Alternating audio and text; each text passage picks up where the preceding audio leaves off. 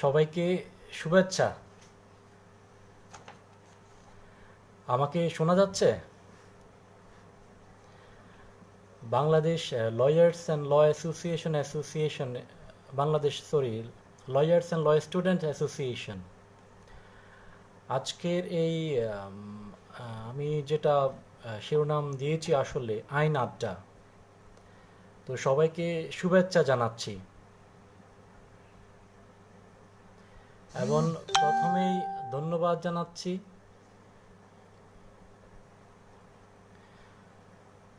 ধন্যবাদ জানাচ্ছি এই বিএলএলএফএ এর যারা অ্যাডমিন রয়েছেন আমাকে ইনভাইট করার জন্য, আইন সম্পর্কে কিছু বলার জন্য বা আইন আড্ডায় আজকে রাতে আপনাদের সাথে আমার যে কিছু অনুভূতি শেয়ার করার জন্য। হ্যাঁ, আমি তানজিমকে দেখতে পাচ্ছি। শোনা যায় আমাকে?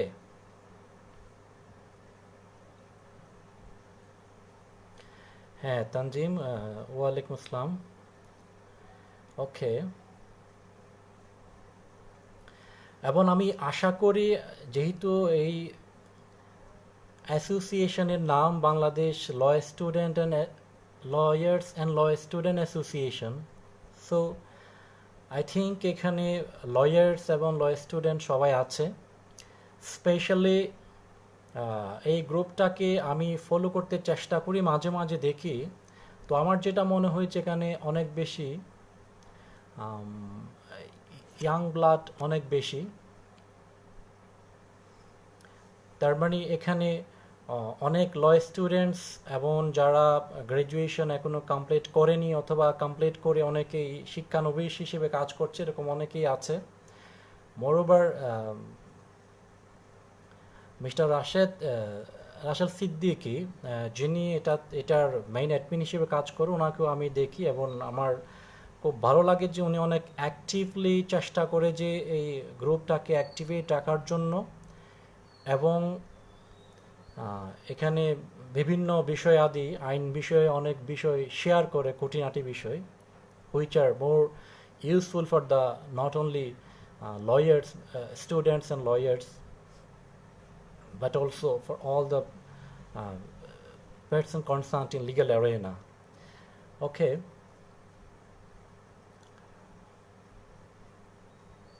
তো আজকে আমি অ্যাকচুয়ালি আমি কিছু আড্ডা দেব। যারা এখানে আমাকে শুনতে পাচ্ছেন, আপনাদের অনুভূতিও শুনতে চাইব। এবং যেহেতু এখানে বিশেষ করে ইয়াং জেনারেশনের গ্যাদারিং এটা, তো সেই জন্য আশা করছি ইয়াং ডায়নামিক ব্লাড, ওদের সাথে কথা বলতে ভালো লাগে, স্বাচ্ছন্দ্য বোধ করি খুব স্বাভাবিকভাবে। যেহেতু আমার পরিচয় দেওয়া হয়েছে, আমি যদিও লয়ার হিসেবে 10 বছর পূর্ণ করেছি, বাট অ্যাজ অ্যান একাডেমিশিয়ান আমি শিক্ষকতায়ও আছি। হ্যাঁ, এখানে ফাহমিদা রূপা আমার কলিগ, সেও জয়েন করেছে। থ্যাংক ইউ রূপা। তো সেই জন্য খুব স্বাভাবিকভাবেই ছাত্রছাত্রীদের সাথে যেমন সময় কাটাতে, তাদের সাথে আইন বিষয়ে বিভিন্ন আড্ডা কথাবার্তা বলে আমার সময় যায়। তো এই গ্রুপেও দেখা যাচ্ছে অনেক আইনজীবী এবং বিশেষ করে আইনের ছাত্ররা আছে, ছাত্রছাত্রীরা আছে। সবার সাথেই কিছুক্ষণ হয়তো টাইম স্পেন্ড করব। বিশেষ করে আমি বলার চেয়ে আমার ভালো লাগবে এবং আমি রিকোয়েস্ট করব যারা এখানে আমাকে শুনতে পাচ্ছেন, আপনাদের অনুভূতিগুলো শেয়ার করেন। কিছুক্ষণের জন্য আমরা হয়তো আমাদের পারস্পরিক অনুভূতিগুলো, পারস্পরিক মিথস্ক্রিয়ার মধ্যে আমরা কিছুক্ষণ সময় কাটাই। রাসেল সিদ্দিকি এসছেন, ওয়েলকাম। হ্যাঁ, থ্যাংক ইউ। তো আমি আবারও, রাসেল সিদ্দিকি এসছেন, আমি আবারও ওনাকে ধন্যবাদ জানাই যে ওরা পুরো বাংলাদেশব্যাপী তারা চেষ্টা করছে আইন অঙ্গনে যে আইনজীবী এবং আইনের ছাত্ররা আছে তাদেরকে একত্রিত করে আইন বিষয়ক সচেতনতা সহ বিভিন্ন অ্যাক্টিভিটিস পরিচালনা করছে। মোরওভার আমি জানলাম যে তারা ল ফ্যামিলি নামে একটা প্রজেক্ট নিয়েছে। এই করোনা ভাইরাসের যে বৈশ্বিক যে ক্রান্তিকাল, এই মহামারীর সময়ে আইন অঙ্গনের যারা, সেটা আইনের ছাত্র হোক বা আইনজীবী হোক, যারা হয়তো ক্রাইসিস এর মধ্যে আছে, তাদেরকে তাদের পাশে দাঁড়ানোর জন্য উদ্যোগ নিয়েছে। সেজন্য আমি সংশ্লিষ্ট যারা আছেন এবং এই অ্যাসোসিয়েশনের যারা পরিচালনায় আছে সবাইকে এবং সম্পৃক্ত সবাইকে ধন্যবাদ জানাই, এবং আমি আহ্বান করব সবাইকে তাদের এই মহৎ উদ্যোগে যেন সবাই পাশে আসেন, এবং আমিও চেষ্টা করব আমার মতো কিছু কন্ট্রিবিউট করার জন্য।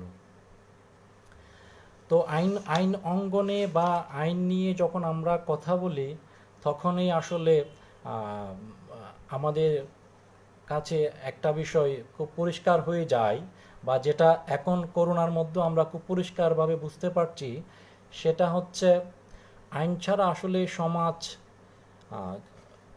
এগিয়ে যাওয়া, সমাজের চলমানতা খুব টাফ হয়ে যায়।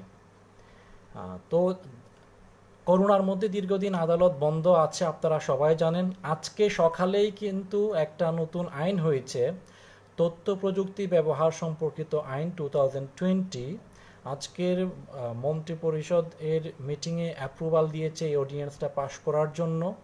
এর আগে সুপ্রিম কোর্ট দীর্ঘদিন যাবৎ যেহেতু বন্ধ আছে করোনার জন্য, তো সেই জন্য ভার্চুয়াল কোর্ট, ভার্চুয়াল কোর্ট পরিচালনার জন্য প্রেসিডেন্টের পারমিশন চেয়ে সুপ্রিম কোর্ট থেকেও আবেদন করা হয়েছিল। ফাহিম প্রিন্স, ওকে, ওয়েলকাম। তো আমরা দেখেছি আজকে সরকার মোটামুটি ভার্চুয়াল অনলাইনে কীভাবে কোর্ট চালানো যায় সেজন্য একটা অলরেডি অডিয়েন্স অ্যাপ্রুভাল দিয়েছে। আমরা আশা করছি সেটা প্রেসিডেন্টের অনুমোদনের মাধ্যমে আমরা হয়তো কোর্টের যে অচল অবস্থা সেটা হয়তো আবার সচল হবে। কারণ একটা দেশ এবং সমাজের মধ্যে আসলে একটা ইনএভিটেবল অর্গান হচ্ছে জুডিশিয়ারি। কারণ আমরা সবাই আইনের অঙ্গনে যারা আছে আমরা সবাই জানি একটা আধুনিক যে রাষ্ট্র ব্যবস্থা, এখানে গভর্নমেন্টের তিনটা অর্গানই হচ্ছে মৌলিক organ: executive, legislature and judiciary. So judiciary আইনের শাসন, মানুষের অধিকার বা মানবাধিকার যেটাই বলি না কেন সেটা সুনিশ্চিত রাখার জন্য প্রতিটা ক্ষেত্রে যে অবস্থায় থাকুক না কেন মানুষের অধিকার এবং মানুষের মানবিক মর্যাদাকে সুরক্ষিত রাখার জন্য কিন্তু আইন এবং আদালতের কোনো বিকল্প নেই। তো সেই জন্য আমরা আজকে আনন্দিত যে অন্তত কোর্টের যে অচল অবস্থা সেটা হয়তো আমরা ভার্চুয়াল কোর্টের মাধ্যমে হয়তো একটা নতুন অ্যাভিনিউতে যাবে আমাদের জুডিশিয়ারির সামনে, এই আইন যদি আসলে কার্যকর হয়। এছাড়া ডিজিটালাইজেশন অফ বাংলাদেশ জুডিশিয়ারি নিয়ে আমি অবশ্য একটা আর্টিকেলও অলরেডি সিঙ্গাপুরে যে জানুয়ারিতে একটা লেখালেখিও আমি করেছিলাম, সেটা সিঙ্গাপুরে একটা কনফারেন্স প্রসিডিংস সেটা পাবলিশ হয়েছে। এবং বাংলাদেশের জুডিশিয়ারি কতটুকু ডিজিটালাইজেশন প্রক্রিয়া কতটুকু হয়েছে নাকি হয়নি, কিংবা এটার চ্যালেঞ্জগুলো কি, সেগুলো নিয়েও আমি এখানে ডিসকাস করতে চেষ্টা করেছি। এবং আমি দেখাতে চেষ্টা করেছি বাংলাদেশে প্রায় 36 লাখ মামলা পেন্ডিং হায়ার এবং লোয়ার জুডিশিয়ারিতে। সেগুলো যদি স্পিডি ট্রায়াল করে নিষ্পত্তি করে মানুষের দোরগোড়ায় দ্রুত ন্যায় বিচার নিশ্চিত করতে হয়, অথবা মামলার যে আমাদের লাখ লাখ যে মামলা পেন্ডিং, এই যে মামলা ডেডলক অবস্থা থেকে উত্তরণের জন্য ডিজিটাল জুডিশিয়ারি বা ই জুডিশিয়ারি প্রধানতম একটা অন্যতম মাধ্যম। এবং বাংলাদেশ যেহেতু একটা ডিজিটাল বাংলাদেশের দিকে এগিয়ে যাচ্ছে, তো জুডিশিয়ারিকে ডিজিটালাইজেশনের মাধ্যমে কিন্তু আমাদের যে সাধারণ মানুষের যে ন্যায় বিচার নিশ্চিত করা, যে অ্যাক্সেস টু জাস্টিসের জন্য আমরা জুডিশিয়ারি সবাই কাজ করি, অথবা সংবিধানও বারবার বলা হয়েছে মানুষের ন্যায় বিচার প্রাপ্তির জন্যই কিন্তু জুডিশিয়ারি। তো এটা প্রাপ্তির ক্ষেত্রে কিন্তু ডিজিটাল জুডিশিয়ারি বা এই জুডিশিয়ারি অন্যতম একটা প্রধান একটা মাধ্যম হতে পারে। তো আমার সাথে এখানে আমরা দেখতে পাচ্ছি ফাহমিদা জোহরা রূপা, তিনিও সুপ্রিম কোর্টের অ্যাডভোকেট, তিনিও আমার সাথে কো রাইটার ছিলেন এই লেখাতে। তো ওখানে মোটামুটি যে আমাদের যে অবকাঠামোগত উন্নয়ন বা আইনগত যে একটা সংশোধনের মাধ্যমে এই জুডিশিয়ারি আমরা বাংলাদেশে চালু করতে পারি সেটা দেখিয়েছি। তো আজকে এই ভার্চুয়াল কোর্ট পরিচালনা সংক্রান্ত যে মন্ত্রিপরিষদের এই জন্য অর্ডিন্যান্স বা আইন অ্যাপ্রুভাল দেখে আনন্দিত হয়েছি যে আসলেই যদি এই জুডিশিয়ারির দিকে বাংলাদেশ যেতে পারে তাহলে সেটা বাংলাদেশের সাধারণ মানুষের ন্যায় বিচার প্রাপ্তির জন্য যেমন একটা বড় একটা আনন্দের বিষয়, আইনের শাসন প্রতিষ্ঠার ক্ষেত্রে অন্যতম একটা চমৎকার ভূমিকা রাখবে। এবং যাদেরকে নিয়ে যারা আজকে এখানে আপনারা আছেন, আইনের স্টুডেন্টস এবং আইনের যারা শিক্ষানবিশ বা নতুন আইনজীবী, আমাদের জন্য কিন্তু একটা বড় প্লাস পয়েন্ট হচ্ছে ইয়াং জেনারেশন অনেক বেশি এই যে ডিজিটালাইজেশনের সাথে বা ই সাথে কিন্তু খুব দ্রুততম সময়ে ইয়াং জেনারেশন নিজেকে অ্যাডাপ্টেশন করতে পারবে। তো সেই জন্য এই জুডিশিয়ারি কিন্তু ইয়াং যে লয়াররা যারা উড বি লয়ার এখানে আছেন, আপনাদের জন্য এটা একটা সুখবর হতে পারে। ওকে, রিটায়ার মিথিলা মাসুদ স্যার, এখন বিশ্ববিদ্যালয় বন্ধ থাকায় পড়াশোনার যে গ্যাপ তৈরি হচ্ছে তা কাটিয়ে ওঠার জন্য আইনের ছাত্রছাত্রীদের পরামর্শ চাইছি। আচ্ছা, আমি আপনাদের কমেন্টগুলো একটু দেখি। এখানে Fahim, miss you a lot, thank you. Oshanto Hridoy, miss you, thank you. Shah Ahmad বলেছেন, ডিয়ার স্যার, আমরা যখন ইউনিভার্সিটি আইন পড়ি তখন দেখা যায় অনেক ইউনিভার্সিটি অনেক বড় বড় সাবজেক্ট যেমন সিআরপিসি, পেনাল কোড, সিআরপিসি খুব জোরালোভাবে পড়ানো হয় না। সেক্ষেত্রে আমরা যখন শিক্ষানবিশ হিসেবে কোর্টে যাই তখন দেখা যায় আমাদের অনেকের অনেক সমস্যা হয়। এই সমস্যাগুলো কীভাবে খুব দ্রুত কাটিয়ে উঠতে পারে? ওকে, থ্যাংক ইউ। আমরা বার কাউন্সিলের কোর্স বলি কিংবা আমরা প্র্যাকটিসের জন্য খুবই কোর কোর্স না হলেই নয়, অত্যাবশ্যকীয় যে কোর্সগুলো আমরা সাধারণত পড়ে থাকি সেগুলো হচ্ছে আমাদের প্রথমত সাবস্ট্যান্টিভ লয়ের মধ্যে রয়েছে পেনাল কোড, ওকে, এবং আমাদের দিকে প্রসিডিউরাল লয়ের মধ্যে the code of criminal procedure, the code of civil procedure, the হচ্ছে আমাদের কোর কোর্স আমাদের আইন পেশার জন্য। সেগুলো আসলে আমি অ্যাজ এ টিচার যখন আমি পড়াই তখন আমি বলতে চেষ্টা করি অ্যাটলিস্ট স্টুডেন্টদেরকে যে এই কোর কোর্সগুলো নিজ দায়িত্ব হলো ভালো করে আমাদের আয়ত্ত করতে হবে, যে বেসিক যে ইস্যুসগুলো আছে সেগুলো, এবং মোরওভার সেগুলো প্র্যাকটিসের সাথে রিলেটেড, সেগুলো অ্যাডভোকেসি পরীক্ষা সহ বার কাউন্সিল পরীক্ষা সহ বিভিন্ন যে আমাকে কম্পিটিটিভ এক্সামগুলোতে আমাদেরকে অ্যাপিয়ার করতে হয় সবগুলোর মধ্যে কিন্তু আমাদেরকে এই কোর্সগুলো সম্পর্কে জ্ঞান না থাকলে এগুলো ইফেক্টিভলি আমরা ফেস করতে পারবো না। তো সেই জন্য পড়ার সময় আমাদের এগুলো অবশ্যই ইম্পর্টেন্টলি পড়া উচিত এবং শিক্ষকদেরকেও সেগুলো একটু গুরুত্ব দেওয়া উচিত। আর মোরওভার আমি যদি অ্যাজ এ টিচার আমাকে বলা হয় যে আপনার কি ভাবনা, তাহলে আমি অবশ্যই বলবো এই কোর্সগুলো কিন্তু আমরা চেষ্টা করি, আমি যেখানে বা আমরা যেখানে পড়েছি, আমি চিটা ইউনিভার্সিটি থেকে এলএলবি অনার্স এবং এলএলএম করে মাস্টার অফ ফিলোসফি এমফিল করেছি, এখন আমার পিএইচডি গবেষণা চলমান রয়েছে। তো ওখানেও আমরা দেখেছি আমাদের যে আইন অঙ্গনের অন্যতম একাডেমিশিয়ান, বাংলাদেশের আইন অঙ্গনের লেজেন্ডারি প্রফেসর বলা যেতে পারে ডক্টর শাহ আলম আমাদের স্যার, যিনি আইন কমিশনের অ্যাক্টিং চেয়ারম্যানের দায়িত্ব পালন করেছেন।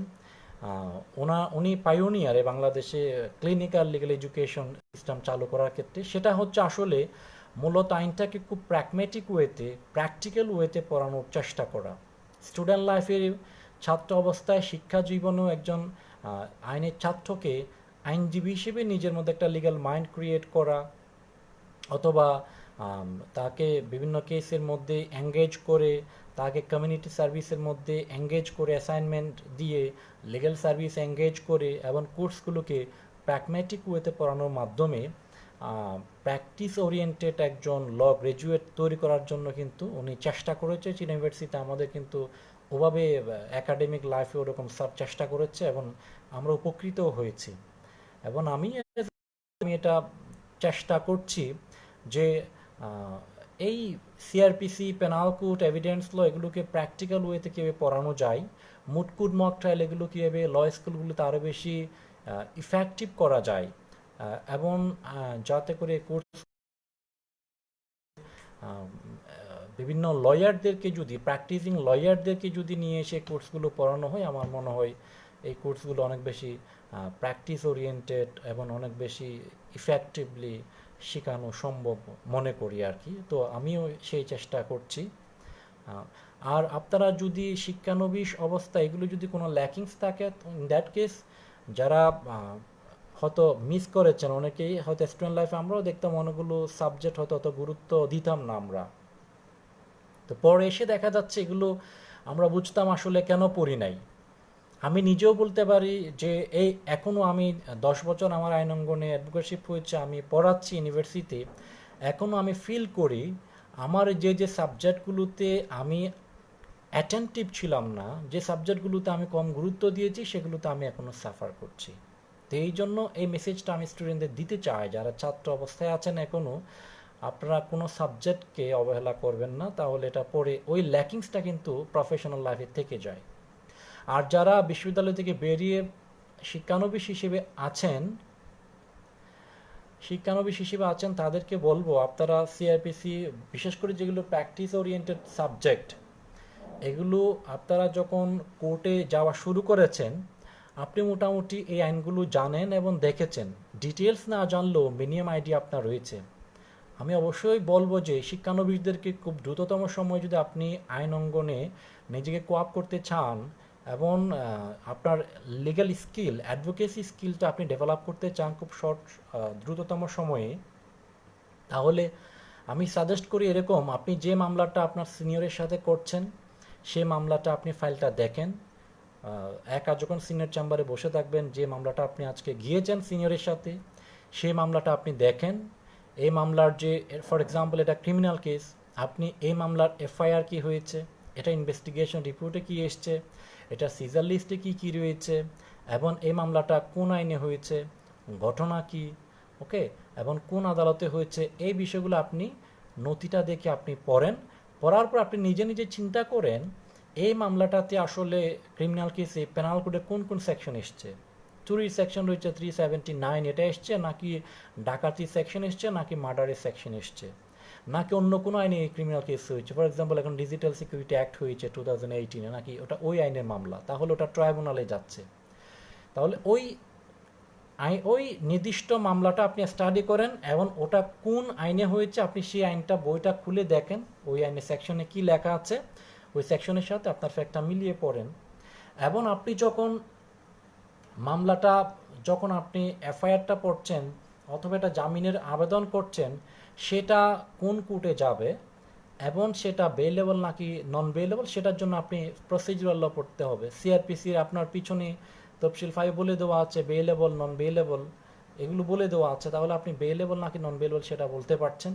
বেইলেবল হলে আপনি easily as a right bail পেয়ে যাচ্ছেন, নন বেইলেবল হলে আপনাকে গ্রাউন্ড যে আপনার জামিন পাওয়ার জন্য আসলে আপনার মামলার কি কি গ্রাউন্ডগুলো আছে। ফর এক্সাম্পল এখন দেখা যায় করোনা ভাইরাস চলছে, এই গ্রাউন্ডে কিন্তু অনেক মানুষকে বেল দিচ্ছে বিশেষ বিবেচনায়, তাহলে আপনার কোন গ্রাউন্ডে আপনি বেল চাচ্ছেন সেটা আপনাকে ফাইন্ড আউট করতে হবে প্রসিডিউরাল ল পড়ে, এবং কোন কোর্টে যাবে, ডিজিটাল সিকিউরিটি অ্যাক্টে মামলা হলে কোথায় যাবে, অথবা অন্য কোনো মার্ডার কেস হলে কোন কোর্টে যাবে, কোর্ট এই কীভাবে নেয়, আদালতে চার্জ শেয়ারিং করার জন্য একটা ডিসচার্জ পিটিশন দিতে চাচ্ছেন, এটা সিআরপিসি কোন সেকশন আপনি দিবেন।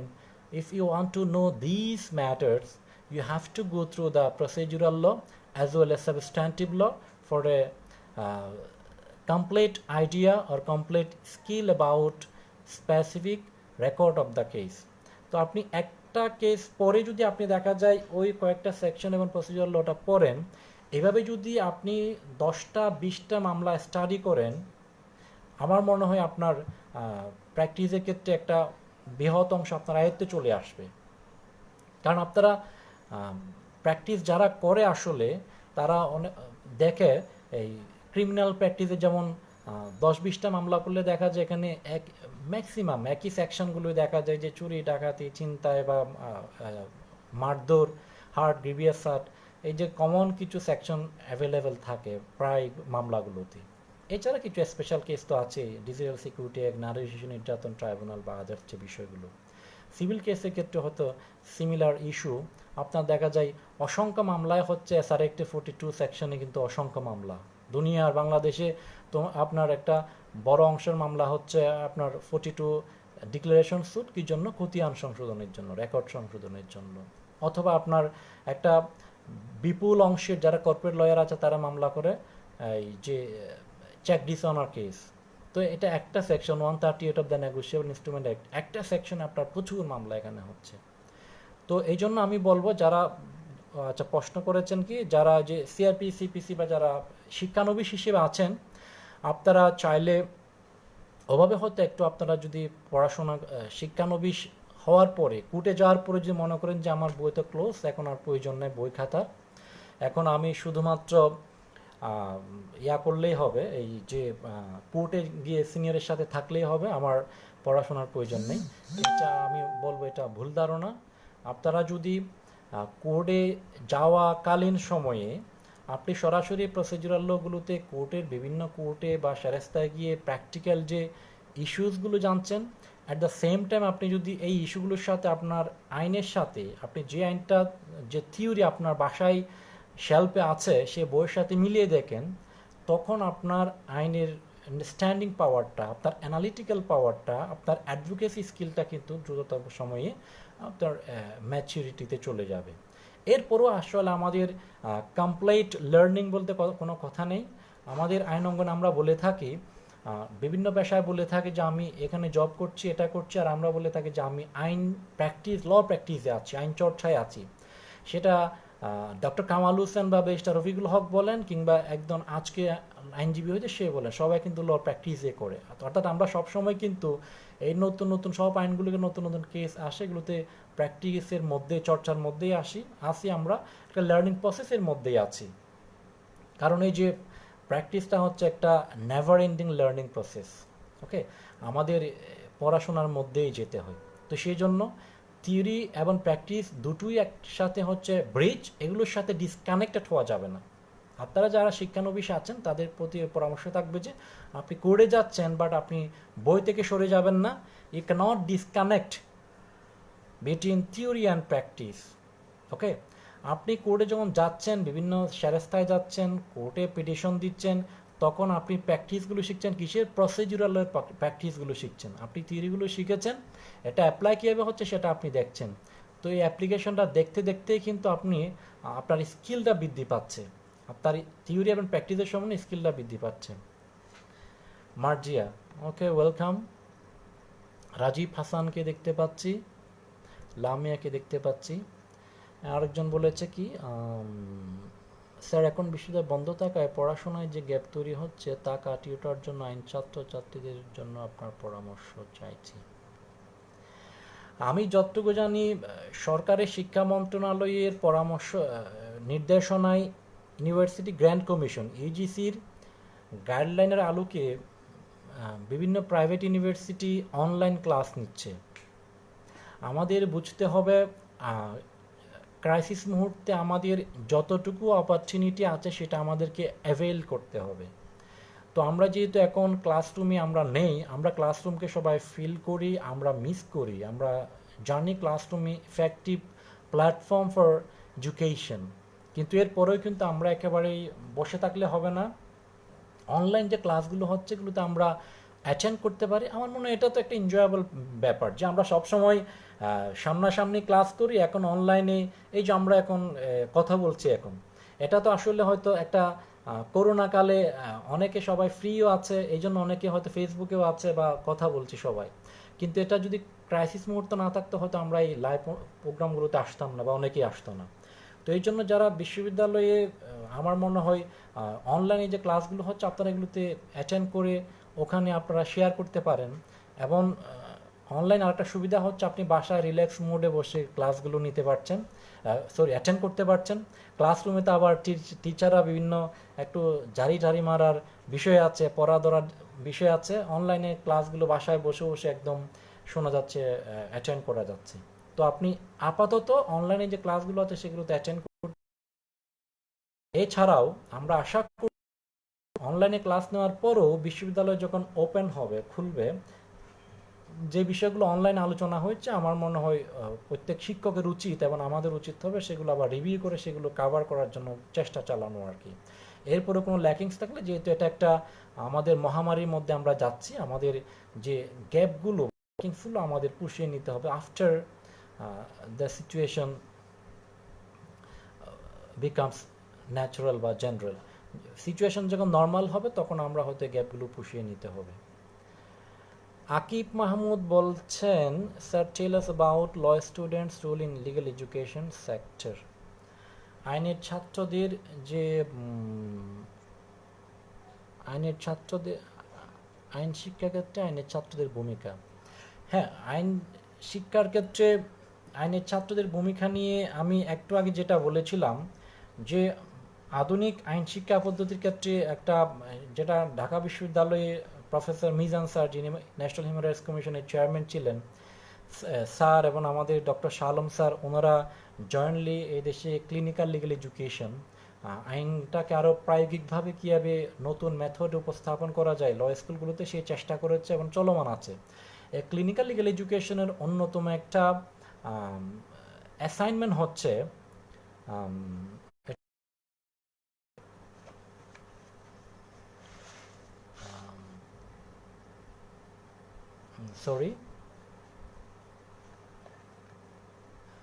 Public legal education. Public legal education আপনার আইনের ছাত্ররা যদি চান, যেমন এখন এই দেশের ক্রান্তি লগ্নে আমাদের স্বাস্থ্যকর্মীরা হচ্ছে আমাদের ফ্রন্ট ফাইটার, আমরা সম্মুখ যোদ্ধা বলছি। সিমিলারলি পৃথিবীর প্রত্যেকটা রাষ্ট্রে কিন্তু সব সময় শতাব্দীর পর শতাব্দী ধরে কিন্তু মানুষের মানবিক মর্যাদা, হিউম্যান ডিগনিটি, হিউম্যান রাইটস, নাগরিকদের অধিকার, সেগুলো সবসময় ভুলুণ্ঠিত হয়েছে এবং মানুষ সবসময় যারা মার্জিনাল সেগমেন্টের মানুষ আছে তারা অলওয়েজ ডিপ্রাইভ হয়েছে। তো আমাদের সংবিধান আছে এবং সারা পৃথিবীতে মানবাধিকার আছে, মানবাধিকারের অনেকগুলো আপনার প্রতিষ্ঠিত প্রিন্সিপাল আছে। তো আপনারা ল স্টুডেন্ট হিসেবে খুব সিম্পলি আপনারা যে আইনগুলো জানেন, মানুষের যে কোনো মুহূর্তে যেখানেই আইন লঙ্ঘন হবে, যেখানে মানবাধিকার ভুলুণ্ঠিত হবে, সেখানে আপনারা ভূমিকা রাখতে পারেন। সেই জন্যই তো লয়ারদেরকে সোশ্যাল ইঞ্জিনিয়ার বলা হয়।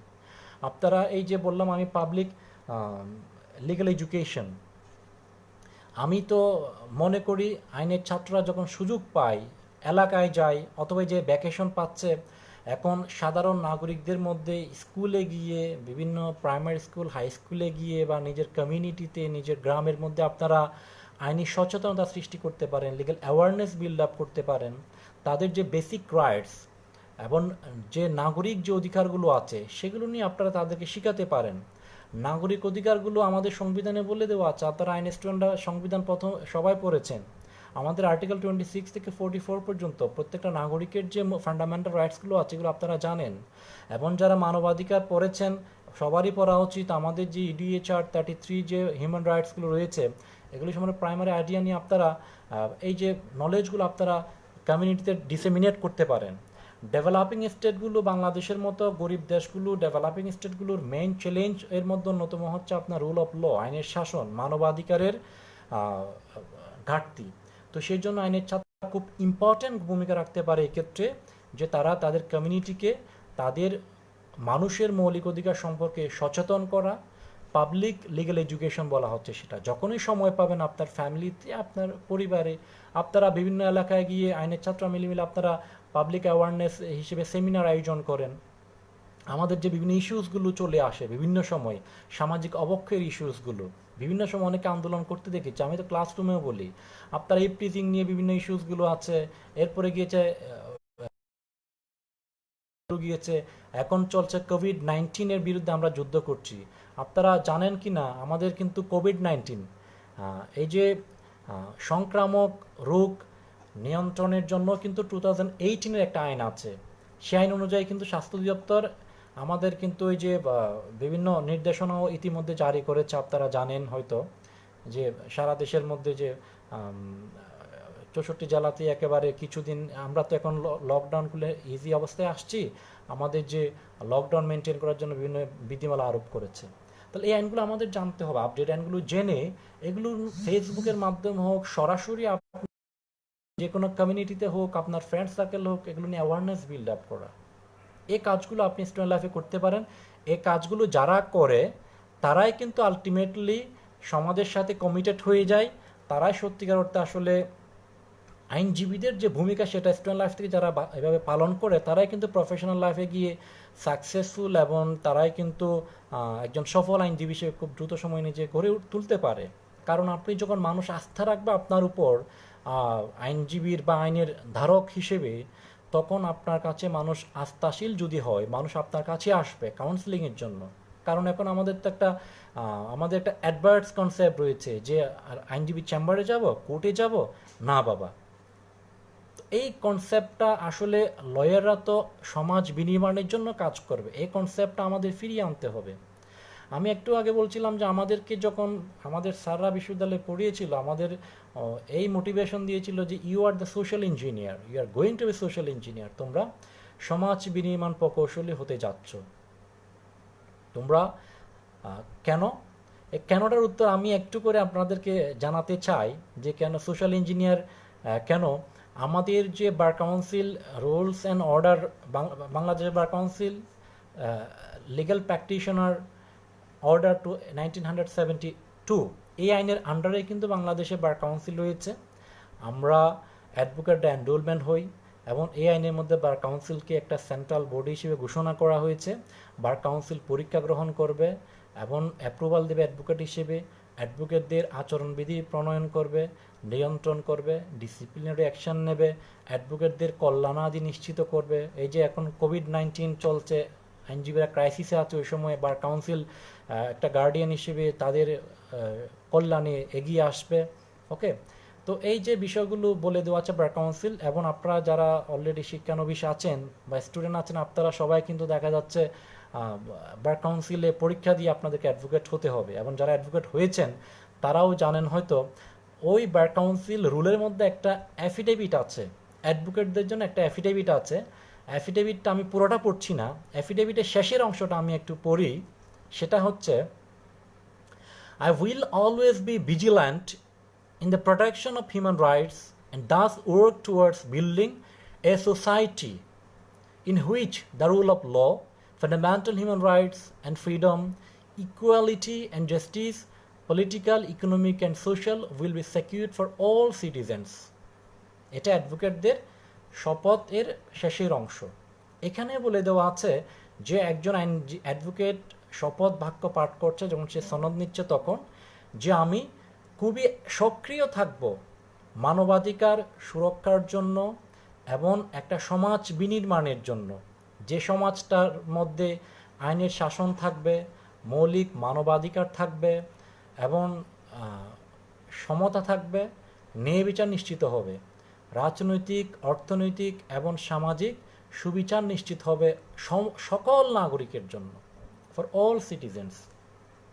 তো এই জন্য আসলে সোশ্যাল ইঞ্জিনিয়ার বলা হয় এই জন্য যে এই যে সমাজের অবক্ষয়, সমাজ ধসে যাওয়া, সমাজ পড়ে যাওয়া, সমাজ ধ্বংস হওয়া, মানুষ যখন দেখা যায় অসামাজিক হয়ে যায়, অসভ্য সমাজকে সভ্য সমাজে নিয়ে আসার জন্য, সমাজে সভ্যতা লালন করার জন্য, চর্চা করার জন্য, সমাজকে একটা কাঠামোর মধ্যে, সুস্থ কাঠামোর মধ্যে আনার জন্য কিন্তু আইনজীবীরাই ভিজিল্যান্ট ভূমিকা পালন করবে। এটা আমাদের শপথ বার কাউন্সিলের অ্যাফিডেভিট অনুযায়ী। That's why they are social engineer. এবং তাদেরকে ওভাবেই ভূমিকা রাখতে হয় মানুষের অধিকার সংরক্ষণের জন্য, মানুষের অধিকার তাকে পাইয়ে দেওয়ার জন্য একজন ভিজিল্যান্ট হিসেবে তা ভূমিকা রাখতে হয় লয়ারদেরকে। ওকে, তো আমি কি একটু, তো ওইভাবেই দেখা যায় লিগ্যাল আমি অ্যান্সার দিচ্ছিলাম ওটা, law student role in legal education sector. তো এই জন্য লয়াররা শুধুমাত্র নিজের ভাগ্য পরিবর্তন করে তা নয়, নিজের সোসাইটি, সমাজ, ন্যাশনালি এবং গ্লোবালিও কিন্তু লয়াররাই পরিবর্তন করতে পারে। আপনি পরিবর্তনের যে সারথি আছে তাদেরকে দেখলে দেখবেন আপনার অনেকেই, ম্যাক্সিমাম ফোকাল পার্সনগুলো হচ্ছে ল ব্যাকগ্রাউন্ডের।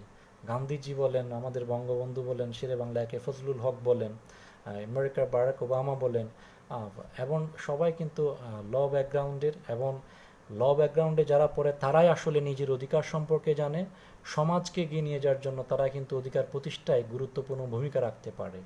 তো সেই জন্য এই Bangladesh law students and Bangladesh lawyers and law student association, BLLSA-তে যারা আছে, আমি এই সুযোগে আহ্বান জানাবো এই সংগঠন বা সমাজ বিনির্মাণ প্রকৌশলী হিসেবে গড়ে তোলার জন্য দেশব্যাপী যারা এখানে মেম্বার আছেন তাদেরকে নিয়ে বিভিন্ন ওয়ার্কশপ, বিভিন্ন সেমিনার জেলাভিত্তিক, কোর্ট ভিত্তিক করতে পারে।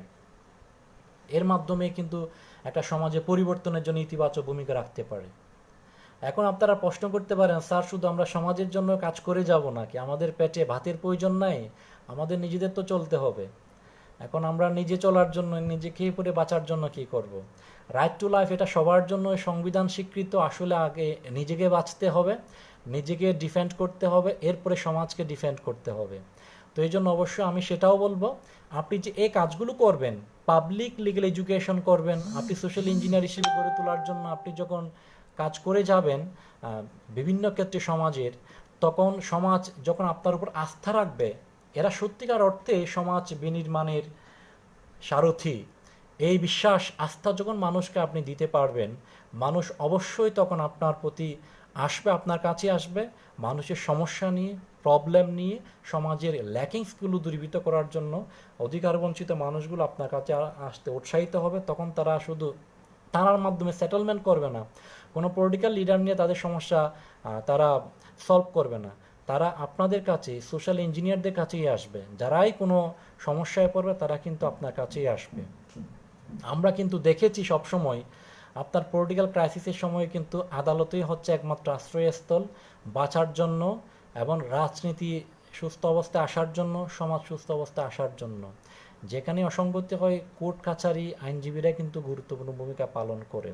তবে আমাদের ইমেজ কিছুটা সংকট অনেকে বলতে পারেন, সেটা ফিরিয়ে আনার জন্যই কিন্তু আপনাকে পাবলিক লিগ্যাল এডুকেশন বা সোশ্যাল ইঞ্জিনিয়ারিং কাজ করতে হবে। এটা করলে আপনি যখন লয়ার হবেন, মানুষ আপনার কাছে আসবে, আপনি মানুষকে হেল্প করতে পারবেন। আর লয়াররা যখন অ্যাসিস্ট্যান্স করে, অবশ্যই পেড অ্যাসিস্ট্যান্স। আমরা তো সবাইকে legal aid, free legal aid দিই না। আমরা তো দেখা যায় মিনিমাম কিছু মানুষকে ফ্রি লিগ্যাল এড দিই, যারা সত্যিকার অর্থেই আসলে নিঃস্ব। তো বাকি তো হয়তো আপনি 10টা মামলা করেছেন, 2টা মামলা আপনি ফ্রি করেছেন, আর 8টা মামলাতে আপনি ফি নিচ্ছেন, ইউ আর পেইড। সো আপনি protection of your rights, protection of the citizen right আপনি করতে পারেন, এর মধ্যে নিজের জীবন জীবিকাও কিন্তু নিশ্চিত করতে পারেন। ওকে, আর আইনজীবী আর আরেকটা বিষয় হচ্ছে,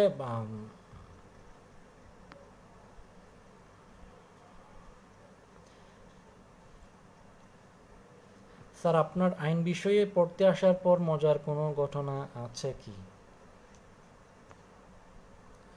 তানজিম তুহিন বলেছে, আইন পড়তে আসার পরে মজার কোনো ঘটনা আছে কি?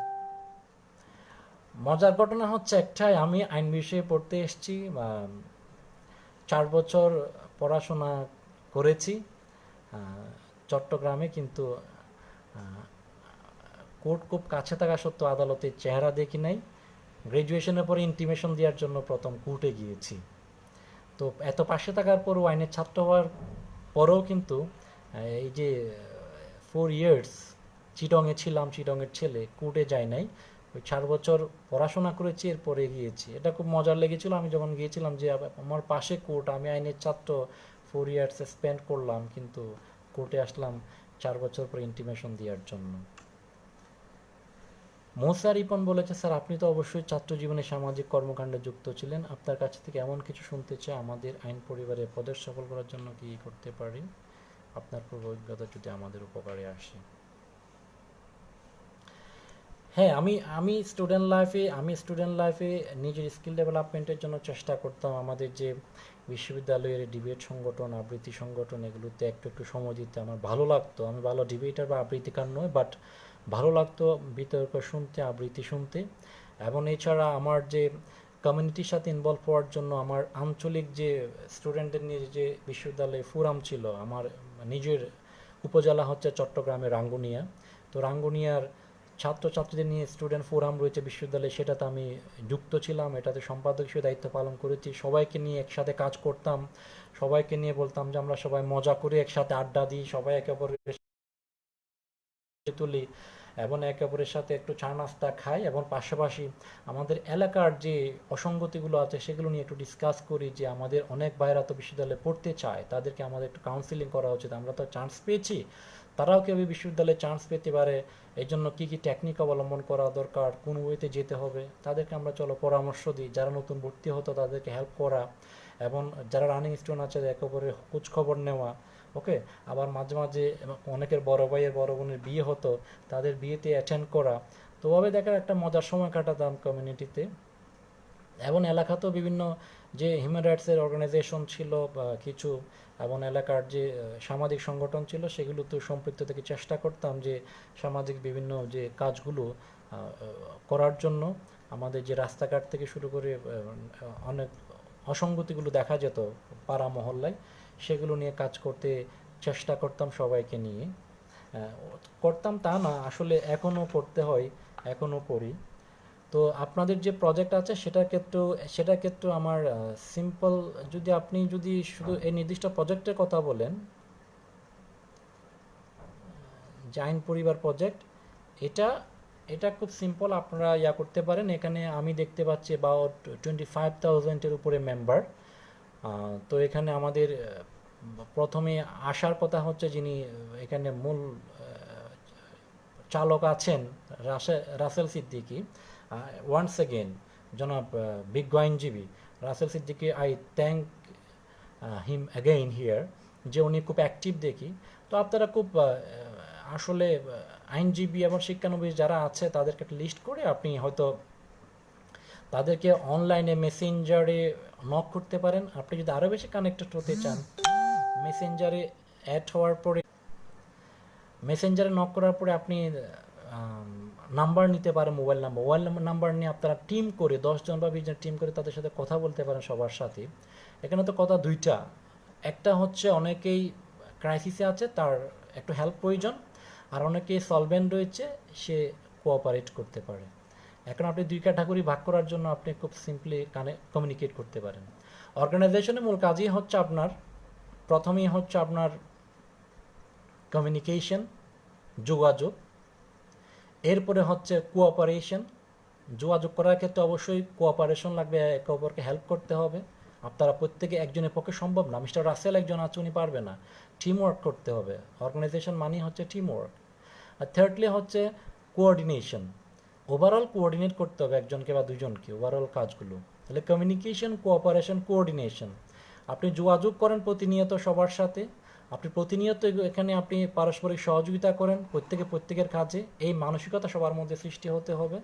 এবং কোঅর্ডিনেশন করা, সেন্ট্রালি কয়েকজনকে কোঅর্ডিনেট করতে হবে, সমন্বয় করতে হবে। এইভাবে যদি আপনারা হয়তো হোমওয়ার্ক করে যান এবং সবার সাথে কমিউনিকেটিভ অ্যাক্টিভিটিস করে যান, আমার মনে হয় এই প্রজেক্ট আপনারা 10 দিনের টাইম লাইন করে দিলেন, যে 10 days বা 15 days একটা টাইম লাইন নিয়ে আপনারা কাজ করলে আমার মনে হয় খুব কঠিন হবে না, কারণ এখানে আউটপুট চলে আসবে এর মধ্যেই। স্যার, কোর্টের শিক্ষানবিশদের জন্য পরামর্শ চায় বা কাউন্সিল পরীক্ষা প্রস্তুতি কীভাবে নিলে সফলতা অর্জনে সহায়ক হবে?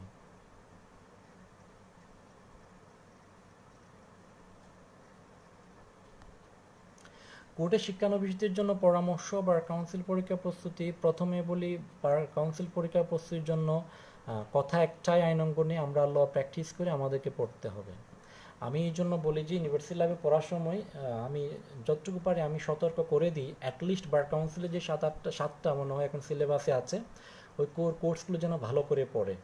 অনেকে শর্ট টেকনিক খুঁজে, আসলে শর্ট টেকনিক দিয়ে জীবনে আসলে সফলতা আপনি পাবেন না, বিশেষ করে আইন অঙ্গনে। It's a very much challenging profession, it's a fascinating profession, it's enjoyable profession. Okay, যদিও আমারও অনেক হতাশা রয়েছে, আমি যে সাকসেসফুল কোনো আইনজীবী তা নই, এখানে হতাশা রয়েছে, ডিপ্রেশন রয়েছে, কিন্তু এরপরেও আপনাকে এটার যে ফ্যাসিনেশন, এটার যে এনজয়মেন্ট, সেটার মোহে বিমোহিত হয়ে আপনাকে নিজেকে গড়ে তুলতে হবে, এগিয়ে যেতে হবে। ডিপ্রেশন সারা পৃথিবীতে সবার মধ্যেই আছে, এবং আমেরিকার ইউরোপিয়ান স্টেটে মানুষ সুইসাইড করে এখানে ডিপ্রেশন থেকে। ডিপ্রেশনের একটা কারণ শুধুমাত্র আসলে কোনো ইকোনমিক ক্রাইসিস নয়, আপনার আত্মতৃপ্তি, আত্মতুষ্টির একটা বড় বিষয় রয়েছে। আপনি নিজে কতটুকু অ্যাডাপ্টেশন করতে পারছেন, আপনি চ্যালেঞ্জকে কতটুকু আলিঙ্গন করতে পারছেন, it's a matter of the capability and capacity. এই ক্যাপাবিলিটিটা আমাদের আসলে সবাইকে অর্জন করতে হবে। আমি যে শতভাগ ক্যাপেবল তা নয়, অনেকে দেখা যায় জুনিয়র আইনজীবী অনেক ক্যাপেবল, অতি শর্ট সময়ের মধ্যে তারা খুব দ্রুত হার্ট লেবার এবং প্রচুর ডিটারমিনেশন, তার ডিটারমিনেশন এবং থ্রু ওয়ার্ক হার্ড সে খুব শর্ট টাইমের মধ্যে চ্যালেঞ্জ ওভারকাম করে he is going to at a fascinating or enjoyable stage চলে যাচ্ছে। ওকে, তো সেই জন্য আমি প্রথমে বলবো যে আপনি আইন পড়েন, যে আইনগুলো আছে সেকশন ধরে সবগুলো পড়েন। এখানে ওই যে ছোটাছুটি বই নিয়ে আপনি কিছু সেকশন পড়লেন, অথবা ছোটো করে আপনি কয়েকটা সেকশন সিলেক্টিভ পড়লেন, ওই চিন্তা বাদ দেন। এখন বার কাউন্সিল পরীক্ষা অনেক কঠিন করা হয়েছে, যেহেতু কম্পিটিশন অনেক বেশি, অ্যাবাউট 60,000 অ্যাপ্লিক্যান্টস এক্সামিনে পরীক্ষা দিচ্ছে, এর মধ্যে 8 to 10,000 দেখা যায় এখানে নেওয়া হচ্ছে। তো আপনাকে যদি কম্পিটিশনে টিকে থাকতে হয়, you have to read and read. Okay, the more you read, the more you learn. এই লার্নের যত পড়বেন তত শিখবেন, বার কাউন্সিল পরীক্ষা পাশ করবেন। এরপরে হবে কি, the more you learn the more you earn. Bar council পরীক্ষা পাশ করার পর আপনি যতই পড়বেন ততই আপনি ইনকাম করবেন। এই থিওরিটা একটু মাথায় রাখেন শিক্ষানবিশ যারা আছেন। এবং বার কাউন্সিল পরীক্ষার জন্য অবশ্যই প্রত্যেকটা ধরে সেকশনগুলো পড়ে ফেলার জন্য। স্যার সেকশন মনে থাকে না, সেকশনের ল্যাঙ্গুয়েজটা বারবার পড়েন, যাতে অন্তত মাথায় ল্যাঙ্গুয়েজটা ঢুকে। এরপর আপনি ভালো হচ্ছে একটা এক্সাম্পল মনে রাখা, কারণ আমাদের লম্বা আইন হচ্ছে, বড় আইন হচ্ছে বেশি, আসলে সেকশন বেশি পেনাল কোডে। পেনাল কোড মনে রাখা সবচেয়ে ভালো উপায় হচ্ছে আপনি সেকশনটা রিডিং পড়েন, আর সেকশনের সাথে রিলেভেন্ট আপনি এক্সাম্পলটা আপনি মনে রাখতে চেষ্টা করেন। এক্সাম্পলের মাধ্যমে আসলে সেকশন মনে রাখা সহজ হয়। তো সেই জন্য আমি বলবো যে আপনারা আইনগুলো পড়েন এবং আইনের রিলেভেন্ট সেকশনটা আপনি মনে রাখতে চেষ্টা করেন। আর প্রসিডিউরাল লগুলো আপনি বেটার হয় যে সেকশন ওয়াইজে পড়তে পারেন, যে বিভিন্ন স্টেজ এর মাধ্যমে আপনি শিখতে পারেন। যেমন ক্রিমিনাল পড়ছেন, তখন একটা ক্রিমিনাল কেসের শুরু থেকে শেষ পর্যন্ত যে স্টেজগুলো আছে, যে একটা মামলা কমপ্লেন্টের মাধ্যমে বা এফআইআর এর মাধ্যমে শুরু হচ্ছে, এরপরে এটা ইনভেস্টিগেশন হচ্ছে, এরপরে চার্জ হিয়ারিং হচ্ছে, এরপরে এটা চার্জ হিয়ারিংয়ের পরে চার্জ ফ্রেমের পরে এটা সাক্ষ্য গ্রহণে চলে যাচ্ছে, এভিডেন্সে ফার্দার ক্রস এক্সামিনেশনে চলে যাচ্ছে, আর্গুমেন্ট হচ্ছে, জাজমেন্ট হচ্ছে, ওকে, এক্সিকিউশনে চলে যাচ্ছে। স্টেজের মাধ্যমে আপনি রিলেভেন্ট সেকশনগুলো ওভাবে পড়তে পারেন একবার, আর আরেকবার পড়বেন হচ্ছে আপনি জাস্ট চ্যাপ্টার ওয়াইজ সেকশনগুলো পড়ে দেন। এভাবে যদি আপনি দুইমুখী ক্রস চেক দিয়ে পড়ে যান, হয়তো আমার মনে হয় আপনার উপকারে লাগবে। ওকে, আর এভিডেন্স ল তো সেকশন কম, কিন্তু আপনাকে অ্যানালিটিক্যালি এভিডেন্স লটা পড়তে হবে, কারণ evidence law is applicable for both the criminal and civil cases. Civil criminal উভয় কেসের জন্য কিন্তু যেহেতু আপনার evidence law applicable, so that's why আপনি শুধু সেকশন পড়লে হবে না, সেকশনের ভিতরেও কি আছে সেটাও জানতে হবে। Evidence law is short act, but is a most important act and most applicable act. তো সেই জন্য ওভাবে ওটা অ্যানালিটিক্যালি পড়তে চেষ্টা করতে হবে এভিডেন্স লটা। ওকে, আর আর যে আর প্রত্যেকের এরপরে টেকনিকও আছে আপনি কীভাবে পড়বেন। আর পড়ার ক্ষেত্রে তো আমি অবশ্যই বলবো যে কোনো একদিন না পড়ে যাবেন না। আপনি 6 ঘন্টা পরে 7 ঘন্টা পড়েন একদিনে, আর 3 দিন পড়লেন না, এটা পড়ার টেকনিকটা আমি বলি যে আপনারা প্রতিদিন মিনিমাম 2-3 ঘন্টা করে পড়েন। রেগুলার স্টাডিটা ইম্পর্টেন্ট, দেন আপনি অ্যাট এ টাইম যে 10 ঘন্টা পড়াচ্ছি আর কি, রেগুলার পড়েন। আইনের স্টুডেন্ট হিসেবে আমি সবসময় 1-2 ঘন্টা আইনের সময় দেবো, এই রাখেন। ফেসবুকিং না করে আপনি মোবাইল অ্যাপের মধ্যে আপনি আইনগুলো রাখেন, আইনগুলো বারবার রিড আউট করেন ওখানে অ্যাপসের মধ্যে ঢুকে, ওই প্রিপারেশন নিতে পারেন। আর শিক্ষানবিশদের ক্ষেত্রে ওই আর কি আছে, শিক্ষানবিশ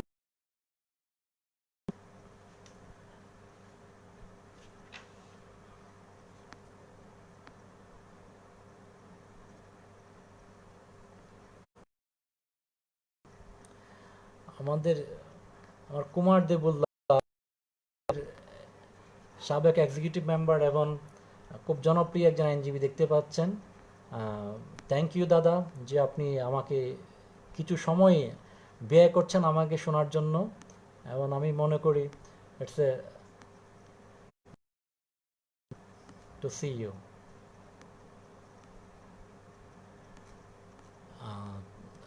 শিক্ষানবিশদের ক্ষেত্রে আমার আরেকটা পরামর্শ হচ্ছে, ইকোনমিক বিষয়ে বলতে চাইলে যেটা আমরা শুনে থাকি আমাদের সিনিয়রদের কাছ থেকে, সেটাই বলতে হবে, মোর মানি মোর ওয়ার্ক নো মানি। আপনি জুনিয়র থাকাকালীন সময়ে আপনি অধিক কাজ করবেন, কোনো টাকা পাবেন না। এবং এরপরে হচ্ছে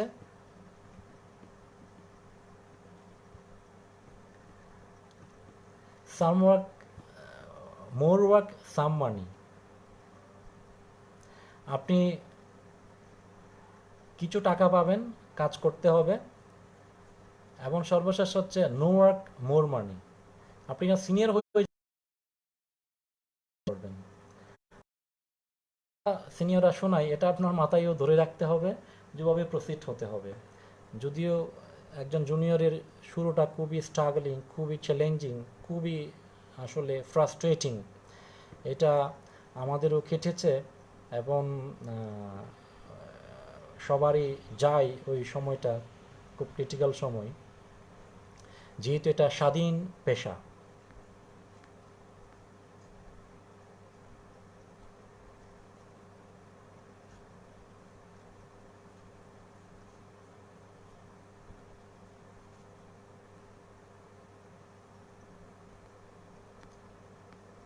সালামু আলাইকুম স্যার, এইচ রিফাত বলছে, it's very good to see you in live and sharing important knowledge with us. I want to ask you a question, and that is, after LLB graduation, in which site, whether,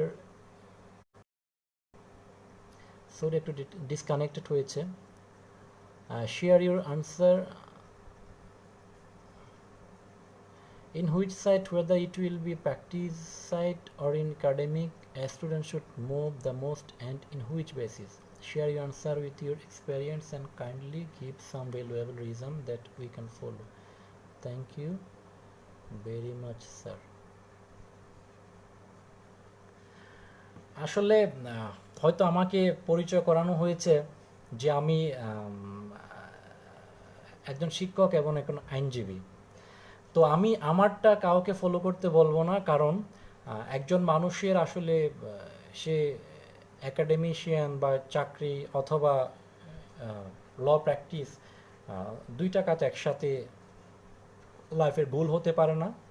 তো খুব স্বাভাবিকভাবে আমরা যারা আইন অঙ্গনে আছি, ল পড়ার পরে থিওরি আমরা পড়েছি, প্র্যাকটিসের মাধ্যমে সেটা মানুষকে আইনের শাসন প্রতিষ্ঠায়, মানুষকে ন্যায় বিচার প্রাপ্তিতে সহযোগিতা করব, এটাই আমাদের সবার গোল থাকে, এটাই সবার আমাদের অ্যাম্বিশন থাকে। জন্য পড়াশোনা করবেন। এলএলবি গ্র্যাজুয়েশন হওয়ার পরে আপনি ভালো লয়ার হয়েছেন কিনা, অর্থাৎ আপনি ভালো ল জানেন কিনা, that is most important matter. যে আপনি প্রথমে কনফিডেন্ট কিনা যে আমি মোটামুটি এলএলবি অনার্সের মাধ্যমে, গ্র্যাজুয়েশনের মাধ্যমে আমি ভালো আইন জেনেছি, এটা আপনি নিজেকে জিজ্ঞেস করে আপনি ভালো গ্র্যাজুয়েট, ইফেক্টিভ গ্র্যাজুয়েট হয়েছে কিনা, দ্যাট ইজ ইম্পর্ট্যান্ট। এরপর আপনি বার কাউন্সিল পরীক্ষা নেন, আপনি অ্যাডভোকেটশিপ নেন, আপনি যে কাজই করেন না কেন আপনাকে তো অ্যাডভোকেট হতে হবে। আপনি একাডেমিশিয়ান হন বা চাকরি করেন অথবা ল প্র্যাকটিসে যান, আপনাকে অ্যাডভোকেট হতে হবে, না হলে আপনাকে অ্যাডভোকেট হওয়ার পর আপনি যে কোনো সাইডে যেতে পারেন। তো একাডেমিক, এটা হচ্ছে সাধারণত একাডেমিশিয়ান হওয়া, এটা স্কোপ তো খুবই কম, খুব কম মানুষ একাডেমিশিয়ান হয়। আর মোর ওভার এটা জেনারেলি দেখা যায় যারা খুব পড়াশোনা এনজয় করে, যারা খুব হয়তো একাডেমিক রেকর্ডও ভালো, তারা হয়তো একাডেমিশিয়ান হওয়াটা ভালো। যারা পড়াশোনায় অনেক সময় দিতে চায় তারা একাডেমিশিয়ান হওয়াটা ভালো। কিন্তু পার্সোনালি আমার ক্ষেত্রে আমার ইচ্ছা ছিল স্টুডেন্ট লাইফ থেকে যে একজন ভালো লয়ার হওয়া, সেই অ্যাম্বিশন নিয়ে আমি এসেছি। তো যদিও হয়তো আপনারা যে বলছেন বিভিন্ন প্র্যাকটিসে বিভিন্ন সমস্যার মধ্যে থাকার কারণে প্র্যাকটিসটা রেখে শিক্ষকতায়ও এসেছি। শিক্ষকতা ভালো লাগে, ভালোবাসি, ছাত্রদের সাথে যে আইনের বিষয়গুলো শেয়ার করা, ইটস মাই প্যাশন বলতে পারেন। বাট প্রফেশন হিসেবে আই লাইক প্র্যাকটিস। এছাড়া আপনারা অনেকে চাইলে জুডিশিয়ারির জন্য পড়াশোনা করে ম্যাজিস্ট্রেট হতে পারেন।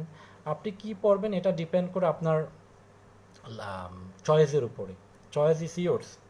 আইন অঙ্গনের স্কোপ তো এখন প্রচুর। আমি বিএলএসএসএ এই অর্গানাইজেশনের কর্তৃপক্ষকে অনুরোধ করব, আপনারা এটা করতে পারেন যে আসলে আমি কি করব। কেরিয়ার কাউন্সেলিং নিয়ে আপনারা হয়তো কাজ করেছেনও মনে হয়। কেরিয়ার যে বিভিন্ন ডাইমেনশন এখন আইন অঙ্গনে, সেটা নিয়ে আপনারা সেমিনার করতে পারেন, ওয়ার্কশপ করতে পারেন। কারণ এখন ল গ্র্যাজুয়েটদের অপশন প্রচুর। বাংলাদেশে আপনার অ্যাবাউট 5% মানুষ যে আনএমপ্লয়েড, বেকার রয়েছে, সেখানে 50% হচ্ছে প্রায় আপনার গ্র্যাজুয়েট বেকার। এই জায়গায় আইন অঙ্গনে যারা আছে তারা অন্তত আপনি এটা অন্তত আনন্দিত হতে পারেন যে এটা অন্তত সুখের বিষয় যে আপনি অন্তত গ্র্যাজুয়েশনের পরে কোর্টে হলো যাওয়া আসা করে বেকার নেই সেটা হলো পরিচয়টা দিতে পারছেন, ফার্স্ট থিং। সেকেন্ড থিং হচ্ছে আইন অঙ্গনে ল গ্রাজুয়েটদের অপশন প্রচুর এখন খুলে গিয়েছে বিভিন্ন ডাইমেনশন। যেমন আপনার, আমি যদি বলি আপনার 64 জেলায় প্রত্যেকটা জেলাতে আপনার বার রয়েছে, আপনি হোম ডিস্ট্রিক্টে গিয়ে প্র্যাকটিস করতে পারেন, আদালতে এঙ্গেজ হতে পারেন। সবাই শুধু ঢাকায় বসে থাকলে তো হবে না, এখানে 25,000 হয়েছে অ্যাডভোকেট, এখানে 30-40,000 এখানে হওয়ার তো প্রয়োজন নেই, প্রত্যেকটা ডিস্ট্রিক্টে রয়েছে। আপনি কর্পোরেট সেক্টরে প্রত্যেকটা ব্যাংকের মধ্যে এখন ল অফিসার নেই, এগুলো সবগুলো ল ব্যাকগ্রাউন্ডের। প্রত্যেকটা ব্যাংক, বিমা, কর্পোরেট হাউস, কোম্পানি এবং সরকারি প্রতিষ্ঠান, স্বায়ত্তশাসিত প্রতিষ্ঠান, আমাদের বন্ধু বান্ধবরা সেটা সিভিল এভিয়েশন বলেন, এই যে বিটিআরসি বলেন, এবং কিংবা ব্যাংকে বলেন, বিভিন্ন ব্যাংকে হেড অফিসে বলেন, অথবা বিভিন্ন এই যে প্রাণ আরফেল থেকে শুরু করে বিভিন্ন যে আপনার কোম্পানিগুলো আছে। তো বাংলাদেশের প্রত্যেকটা সরকারি, বেসরকারি, প্রাইভেট কোম্পানি সব ক্ষেত্রে ল অফিসার, লিগ্যাল সাইডের কনসালটেন্ট প্রয়োজন হয়, অফিসার প্রয়োজন হয়। তো এই যে হিউজ অপশন অন্তত ল স্টুডেন্টদের রয়েছে, সেই অপশনগুলোকে একসাথে করে আমার career guideline, career plan, career goal কীভাবে করব সেটা নিয়ে আমি আহ্বান জানাবো যে mister Russell Siddiqui, if you hear me, যে আপনি হয়তো উদ্যোগ নিতে পারেন ওদেরকে বিভিন্ন যে ডাইমেনশন রয়েছে ল প্রফেশনের, ল প্রফেশনালদের যে বিভিন্ন প্রকার স্কোপ সেগুলো তারা যাতে জানে, জানার মাধ্যমে আসলে আমরা কেরিয়ার চয়েস বাংলাদেশের দেশগুলোতে আসলে তো প্রথম থেকে একটা আমি চয়েস করলাম সেখানেই আমার কেরিয়ার করব, এটা আসলে সম্ভব হয় না অন্যান্য উন্নত রাষ্ট্রের মতো। কারণ অনেকে দেখা যায় ল পড়তে আসছে সেটাও তার লাইফে ছিল না, লাইফের কেরিয়ার প্ল্যান ছিল না। আমি নিজেও তো ল পড়তে এসেছি, দেখলাম যে ইন্টারের পরে কোনো গোল ছিল না, ইন্টারের পরে দেখলাম যে খুব ভালো লাগছে, সবাই বলছে ল ডিপার্টমেন্ট অনেক গুরুত্বপূর্ণ, চিরাং ভার্সিটি, ঢাকা ভার্সিটি ল ডিপার্টমেন্টের অনেক জনপ্রিয়তা, ভর্তি পরীক্ষা দিলাম, এটা খুব সবার খুব ডিমান্ডিং বলছে, তো সেই জন্য ভর্তি হয়ে গেলাম। ভর্তি হয়ে ভালোই লেগেছে, ল পড়ার পরেও হয়তো এটা খুব ভালো লাগছে যে ল পড়ে আমি গুড ডিসিশন নিয়েছি, সেটা আমার অন্তত মনে হয়।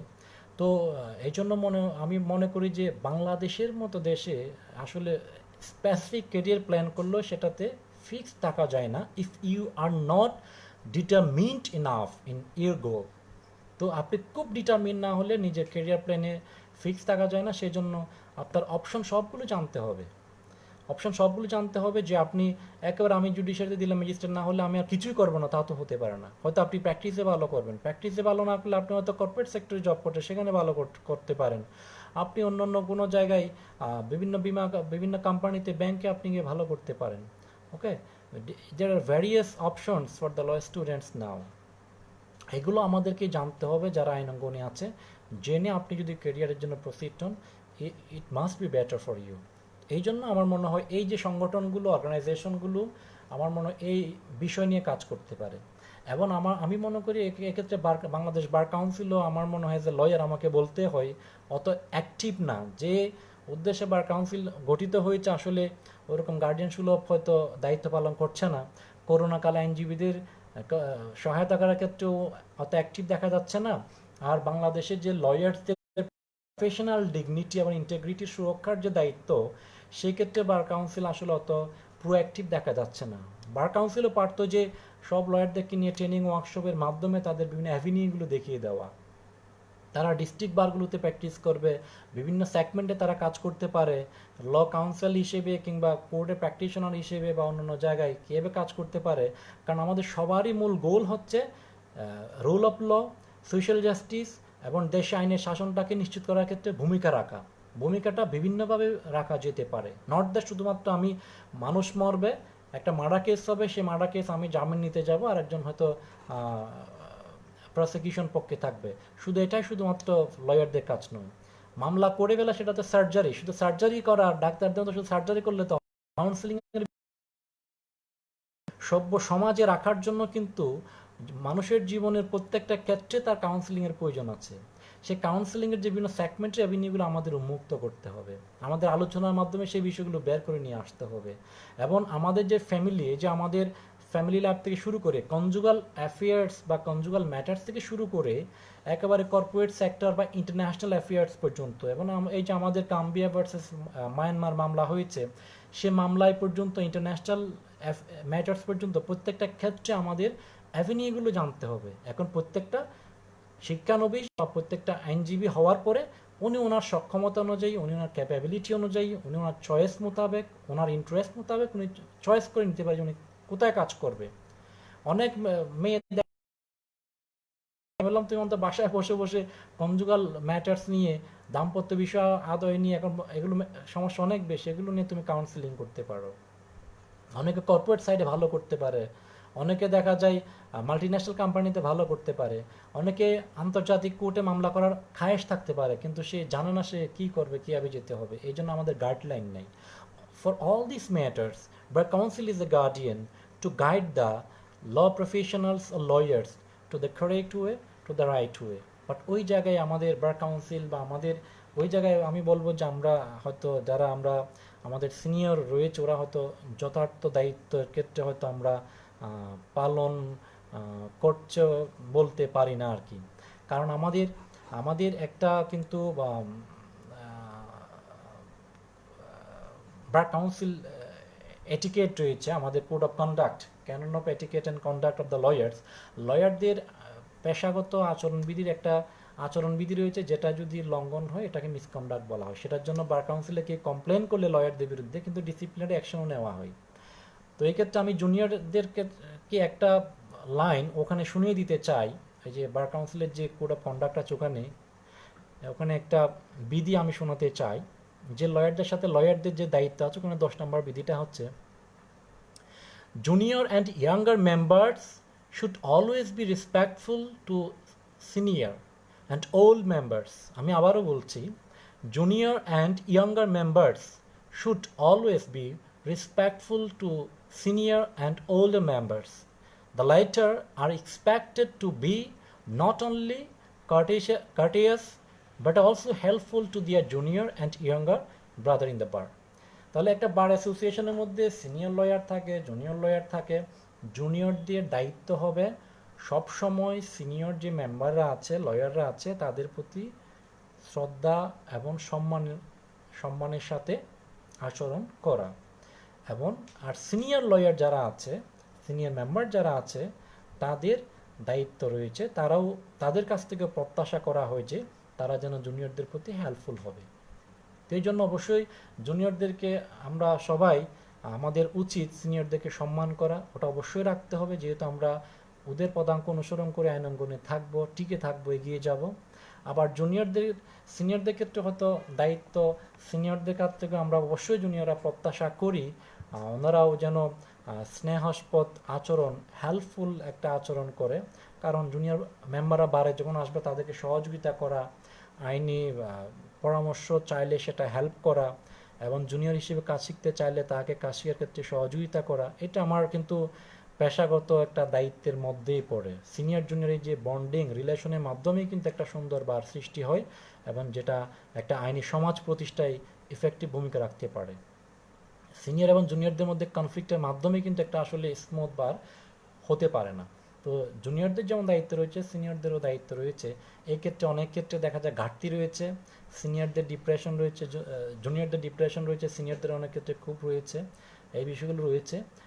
তো আমি যেটা বলছিলাম যে সিনিয়রদের ওই গাইডলাইনগুলো দিতে হবে, যে আইন অঙ্গনের যে বিভিন্ন অ্যাভিনিউগুলো রয়েছে, বিভিন্ন জায়গায় কাজ করার সুযোগগুলো রয়েছে, সেগুলো নিয়ে কিন্তু আমাদের কাজ করতে হবে। এবং আমাদের এই ক্ষেত্রে হচ্ছে ভূমিকা জুনিয়রদেরকে পথ দেখানোর জন্য। অবশ্য সিনিয়রদের অনেক ক্ষেত্রে ধারণা শিখাই না আমরা কনসেপ্ট, ওখান থেকে বেরিয়ে আসতে হবে। অনেক লয়ার ইয়াংদের মধ্যে অনেকে সিনিয়র হচ্ছে, যারা জুনিয়র রাখে, তারা হয়তো অন্তত ওই কনসেপ্ট থেকে বেরিয়ে এসে জুনিয়র বান্ধব সিনিয়র হিসেবে নিজে গড়ে তুলতে পারে। আমরা দেখি এরকম অনেক ভালো ভালো সিনিয়র সুপ্রিম কোর্ট এবং জজ কোর্টে আছে, যারা সত্যিকার অর্থেই আসলে পেশাগত ইন্টিগ্রিটিও মেনটেন করে, জুনিয়রদেরকে শিখায়, হেল্প করে। আবার এর বিপরীত চিত্র তা কিন্তু নয়। আর জুনিয়রদেরকে কিন্তু এই চ্যালেঞ্জিং প্রফেশন মনে করে এটা আমরা যাচ্ছি, আমাদের চ্যালেঞ্জগুলো মোকাবেলা করে কিন্তু আমাকে দাঁড়িয়ে যেতে হবে, এগিয়ে যেতে হবে। আমার যে ক্রাইসিস মুহূর্ত এটা দীর্ঘায়িত হবে না। আমরা যে এপিডেমিকে আসছে আমরা সবসময় আশা করছি এটা অতি দ্রুত আমরা এটাকে ফাইট করে আমরা অতি দ্রুত এটা দূরীভূত করব, যত দ্রুত পারি আমরা আবার আমাদের কাজে ফিরবো। এই যে চ্যালেঞ্জ মোকাবেলা করে আমরা কাজে ফেরার জন্য একটা আশা নিয়ে বেঁচে আছি। আপনার শিক্ষানবিশরাও কিন্তু এই করোনা ভাইরাস থেকে আমরা একটা শিক্ষা নিতে পারি, যে জুনিয়র লয়াররা, যে করোনার মতো আমাদেরও ক্রান্তিকাল, আমাদেরও ক্রিটিক্যাল সময় আছে। সেই ক্রিটিক্যাল সময়ের মধ্যে আমাদের যত বেশি থিওরি এবং প্র্যাকটিস উভয়টা শিখে নিজেকে গড়ে তুলে একজন আইনজীবী হিসেবে নিজে গড়ে তুলতে পারলে অবশ্যই বারে আপনার গুরুত্ব, সোসাইটিতে আপনার গুরুত্ব থাকবে, আপনার ইনকামের, ডিগনিটি, রিপুটেশনের অভাব হবে না। If we can prepare ourselves qualified and competent, তো আমি যদি নিজেকে গড়ে তুলতে পারি আমরা মনে হয় এর কোনো বিকল্প নেই আর কি। ওকে, সিনিয়ররা কী দিচ্ছে না দিচ্ছে এটা নিয়ে আসলে জীবন চলবে না। যেহেতু এটা ইন্ডিপেন্ডেন্ট প্রফেশন, কেউ কারো অধীনে চাকরি করছে না, নিজের উপর নিজেকে দাঁড়াতে হবে, নিজে কোয়ালিফাইড করে গড়ে তুলেই নিজেকে প্রমাণ করতে হবে যে I M a law and I want to fight for the betterment of the society, for the protection of the rule of law and human rights and fundamental rights. I want to assist the people and I want to contribute in the rule of law in the country. এবং thereby আমরা কিন্তু নিজেরা professional হিসেবে নিজে গড়েও তুলব, plus সমাজে ভূমিকাও রাখবো, এবং একজন কোয়ালিফাইড লয়ারের মামলার এবং টাকার অভাব হয় না, আমরা দেখেছি। রবিন এলবি একজন বলেছে রেস সাবজুডিস সম্বন্ধে জানতে চায় স্যার। রেস সাবজুডিস এটা খুব সিম্পল, এটা আমাদের সিআরপি, আমাদের the code of civil procedure section 10-এ বলা আছে যে যেটা একটা মামলা চলমান রয়েছে, যে বিষয়ে একটা মামলা চলমান রয়েছে সেই বিষয়ে আরেকটা মামলা আপনি করতে পারবেন না। আপনার একবার মামলা করেছে আপনার একটা বেদখলকৃত সম্পত্তি উদ্ধারের জন্য, একটা মামলা চলমান আছে, আপনি গিয়ে আবার আরেকটা মামলা করলেন গিয়ে যে না এই জায়গা নিয়ে সমস্যা হচ্ছে, এটা আমি আবার মামলা করলাম। ওকে, ওখানে বলা হচ্ছে একটা মামলা, কোর্ট যদি দেখে যে একটা মামলা অলরেডি চলমান আছে, এর মধ্যে যে আরেকটা মামলা একই বিষয় নিয়ে, একই ফ্যাক্ট নিয়ে, একই ইস্যু নিয়ে যদি আরেকটা মামলা হয় তাহলে কোর্ট সেটা প্রসিড হবে না, এই মামলা রেস সাবজুডিস এর কারণে বারিত হবে, মামলাটা খারিজ হবে। কখন মামলা স্থগিত হবে,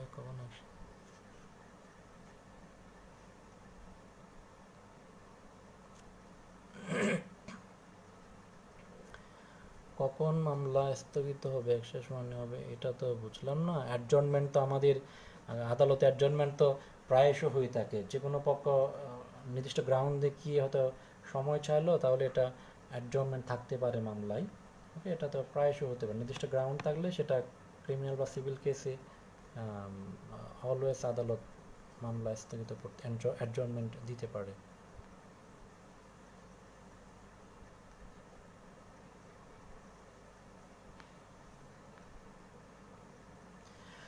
রায় ও ডিগ্রি তারিখ কি একই হবে? না, রায় হওয়ার সাধারণত 7 দিনের মধ্যে ডিগ্রি হয়, রায় হওয়ার 7 দিনের মধ্যে ডিগ্রি হয়, এটা সিভিল কেসের ক্ষেত্রে। রাজীব হাসান স্যার, নতুন অবস্থায় কোর্টে কিভাবে ডেভেলপ করব? জয়শ্রী এইচ রিফাত,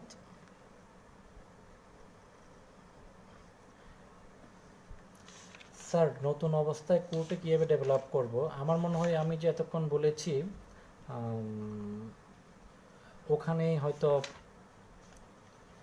চলে এসছে রাজীব হাসানের উত্তর, যে নতুন অবস্থায় কোর্টে কীভাবে ডেভেলপ করব, ওটা মনে হয় চলে এসছে।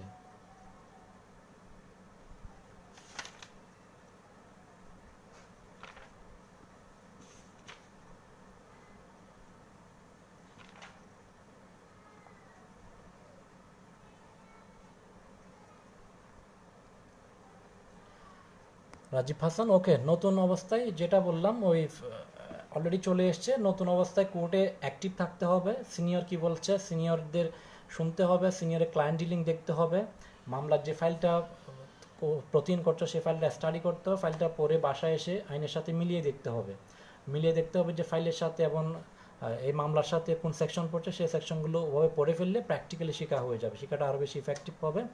এবং এরপরে আদালতে দেখতে হবে, অলওয়েজ বসে থাকতে হবে আদালতে হিয়ারিংগুলো কীভাবে হচ্ছে, বিচার লয়াররা কীভাবে সাবমিশনগুলো দিচ্ছে, এটা যত বেশি সময় পারা যায় কোর্টে বসে থাকতে হবে, ঘোরাঘুরি না করে, চায়ের আড্ডা না দিয়ে, কোর্ট প্রেমিসে গিয়ে দৌড়াদৌড়ি বা এমনি ফাউল টাইম না কাটিয়ে যত বেশি সময় পারা যায় কোর্টে টাইম স্পেন্ড করতে হবে, এবং কোর্টে লয়ারদের সাবমিশন প্লাস কোর্ট কীভাবে রেসপন্ড করছে এগুলো দেখে আয়ত্ত করতে হবে যে আমি যদি সাবমিশন দিই তখন আমার কীভাবে দেওয়া উচিত, এই যে টেকনিক্সগুলো শিখতে হবে এবং ওভাবেই এগিয়ে যেতে হবে। যত দ্রুত আপনি মামলা ফাইলগুলো বুঝতে পারবেন, সিনিয়রকে বেশি সহযোগিতা করতে পারবেন, সিনিয়রও আপনাকে তত বেশি গুরুত্ব দেবে। যে জুনিয়র অনেক বেশি ইউজফুল কাজে আসে, সিনিয়র তাকে গুরুত্বও দেবে, বেশি হেল্পও করে। আর যে জুনিয়র আসলে ইউজলেস, দেখা যায় আইন পারছে না, ড্রাফটিং করতে পারছে না, একটা পিটিশন লিখতে পারছে না, তো সিনিয়রও তার প্রতি অত বেশি দেখা যায় আগ্রহী থাকে না, হয়তো তাকে বিভিন্ন সময় বকাঝকাও দিয়ে থাকে, যেটা অপ্রত্যাশিত বটে।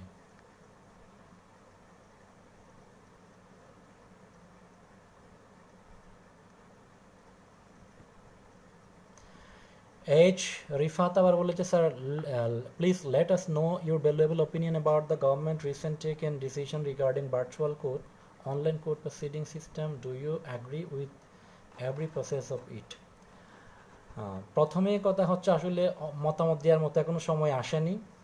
আমরা তো সবাই, এটা তো সবারই প্রত্যাশা যে ভার্চুয়াল কোর্ট বা ই জুডিশিয়ারি আসুক।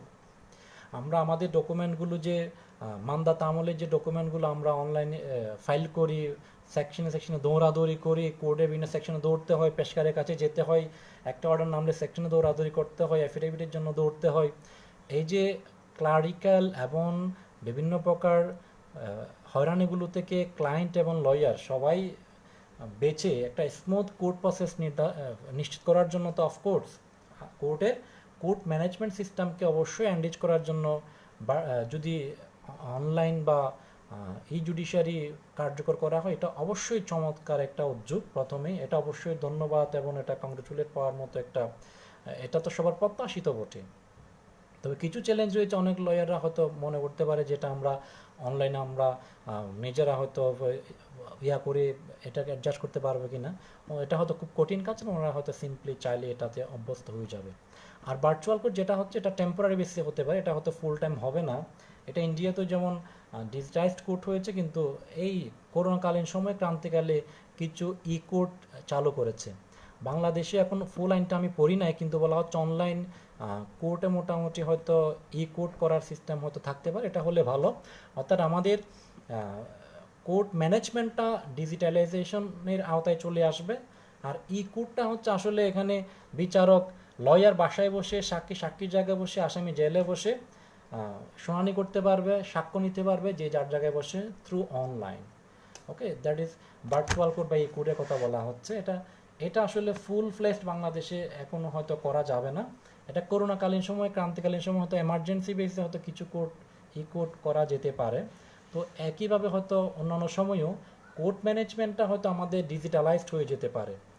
আমাদের যে ডকুমেন্টগুলো আমরা সাবমিট করি, অ্যাফিডেভিট করি, বা সেকশনে ফাইল ট্রান্সফার, বা সুপ্রিম কোর্ট থেকে জজ কোর্টে বিভিন্ন অর্ডার যায়, আদেশ যায়, এগুলো হয়তো আমাদের ডিজিটালাইজড হয়ে যেতে পারে। আর বাকি ই কোর্ট হয়তো ফুল ফ্লেজ আমরা করতে পারবো না, আমাদের অবকাঠামোগত অনেক সমস্যা আছে। কিন্তু আমরা এই ক্রান্তিকালে হয়তো ক্রাইসিস মুহূর্তে হয়তো আমরা কিছু ভার্চুয়াল বা ই কোর্ট হয়তো চাইলে চেষ্টা করে হয়তো চালু করা যেতে পারে এমার্জেন্সি বেসিসের জন্য। ওকে, তো নর্মাল হয়ে আসলে তখনও হয়তো আমাদের ডিজিটালাইজ কোর্ট সিস্টেম থাকবে, কিন্তু ই কোর্ট হয়তো আমাদের সীমিত পরিসরে থাকতে পারে, যে কিছু কোর্ট বা কিছু বেঞ্চ বা কিছু কোর্ট থাকতে পারে যে ক্ষেত্রে হয়তো আসামি আসাটা খুব টাফ, বা লয়ার অসুস্থ, বা অন্যান্য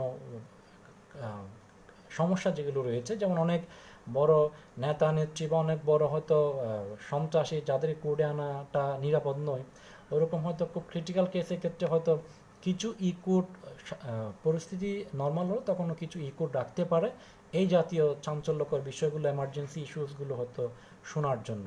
আর আদারওয়াইজ যে ডিজিটালাইজেশন অফ দ্য কোর্ট, এটা তো সবাই আমরা চাই। আমাদের সুপ্রিম কোর্টের কজ লিস্টটা অনলাইনে পাওয়া যায়, যেটা আমাদের খুব সহজ হচ্ছে, আমাদের হার্ড কপি না নিলেও আমরা রাতেই অনলাইনে দেখে মোবাইলে দেখতে পাচ্ছি কজ লিস্টটা অনলাইনে আছে, আমাদের কজ লিস্ট হার্ড কপি না নিলেও। তো ওভাবে আমরা অর্ডারগুলো যে অনলাইনে পেয়ে যাই, আমাকে সার্টিফাইড কপি নিতে হচ্ছে না, অনলাইনে যে আমার সব অর্ডারগুলো পেয়ে যাই, এবং অনলাইনে অর্ডারটা যদি অনলাইনে যে কপি সার্টিফাইড হওয়ার একটা প্রক্রিয়ার মধ্যে নিয়ে আসা হয়, তাহলে আমার আর ঝামেলা করতে হচ্ছে না, সার্টিফাইড করার জন্য অনেকদিন দৌড়াদৌড়ি করতে হচ্ছে না। ডিজিটালাইজেশন অফ দ্য কোর্ট এটা আমাদের অনেক প্রত্যাশিত, এটা সবার জন্য ভালো, এবং এটা অ্যাক্সেস টু জাস্টিসের জন্য চমৎকার একটা একটা মাইলফলক হবে বলে আমি বিশ্বাস করি। বাট ই কোর্ট হয়তো ফুল ফ্লেজড করা যাবে না আর কি। ওকে, অনেকক্ষণ আমরা কথাবার্তা বলছি।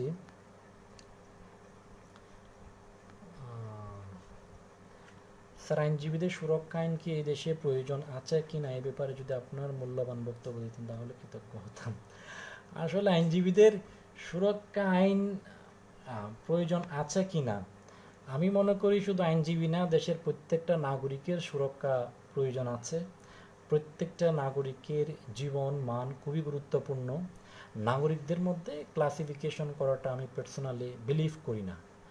ইকুয়ালিটি বিফোর ল যে আমরা সংবিধানের যে মূল কথা বলে থাকি, মানবাধিকারের মূল কথা বলে থাকি, তো ওখানে আমি মনে করি একজন প্রেসিডেন্ট থেকে শুরু করে একদম বাংলাদেশের একদম ভিক্ষুক পর্যন্ত সবারই আইনি সুরক্ষা সমান হওয়া উচিত।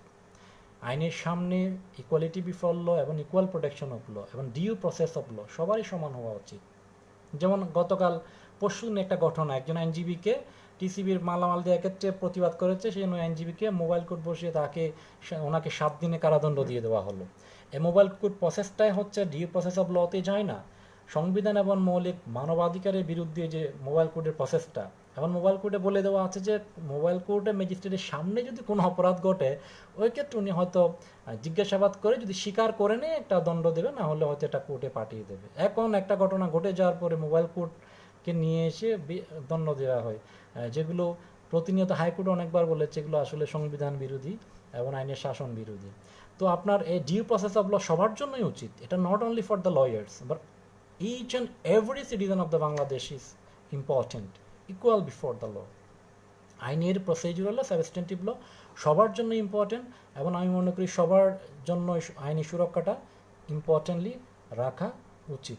হ্যাঁ, কিছু কিছু ক্ষেত্রে স্পেশাল মেজার্স আমাদের নেওয়া হয়, হয়তো কোনো আইনজীবী যদি দেখা যায় পেশাগত দায়িত্ব পালন করতে গিয়ে হয়তো কোনো সমস্যা ফেস করে, সেই ক্ষেত্রে আমার মনে হয় আদালত, সুপ্রিম কোর্ট এবং বার কাউন্সিল মিলে হয়তো কিছু নীতিমালা রাখতে পারে এই ক্ষেত্রে দ্রুত আইনের সুরক্ষা পাওয়ার জন্য।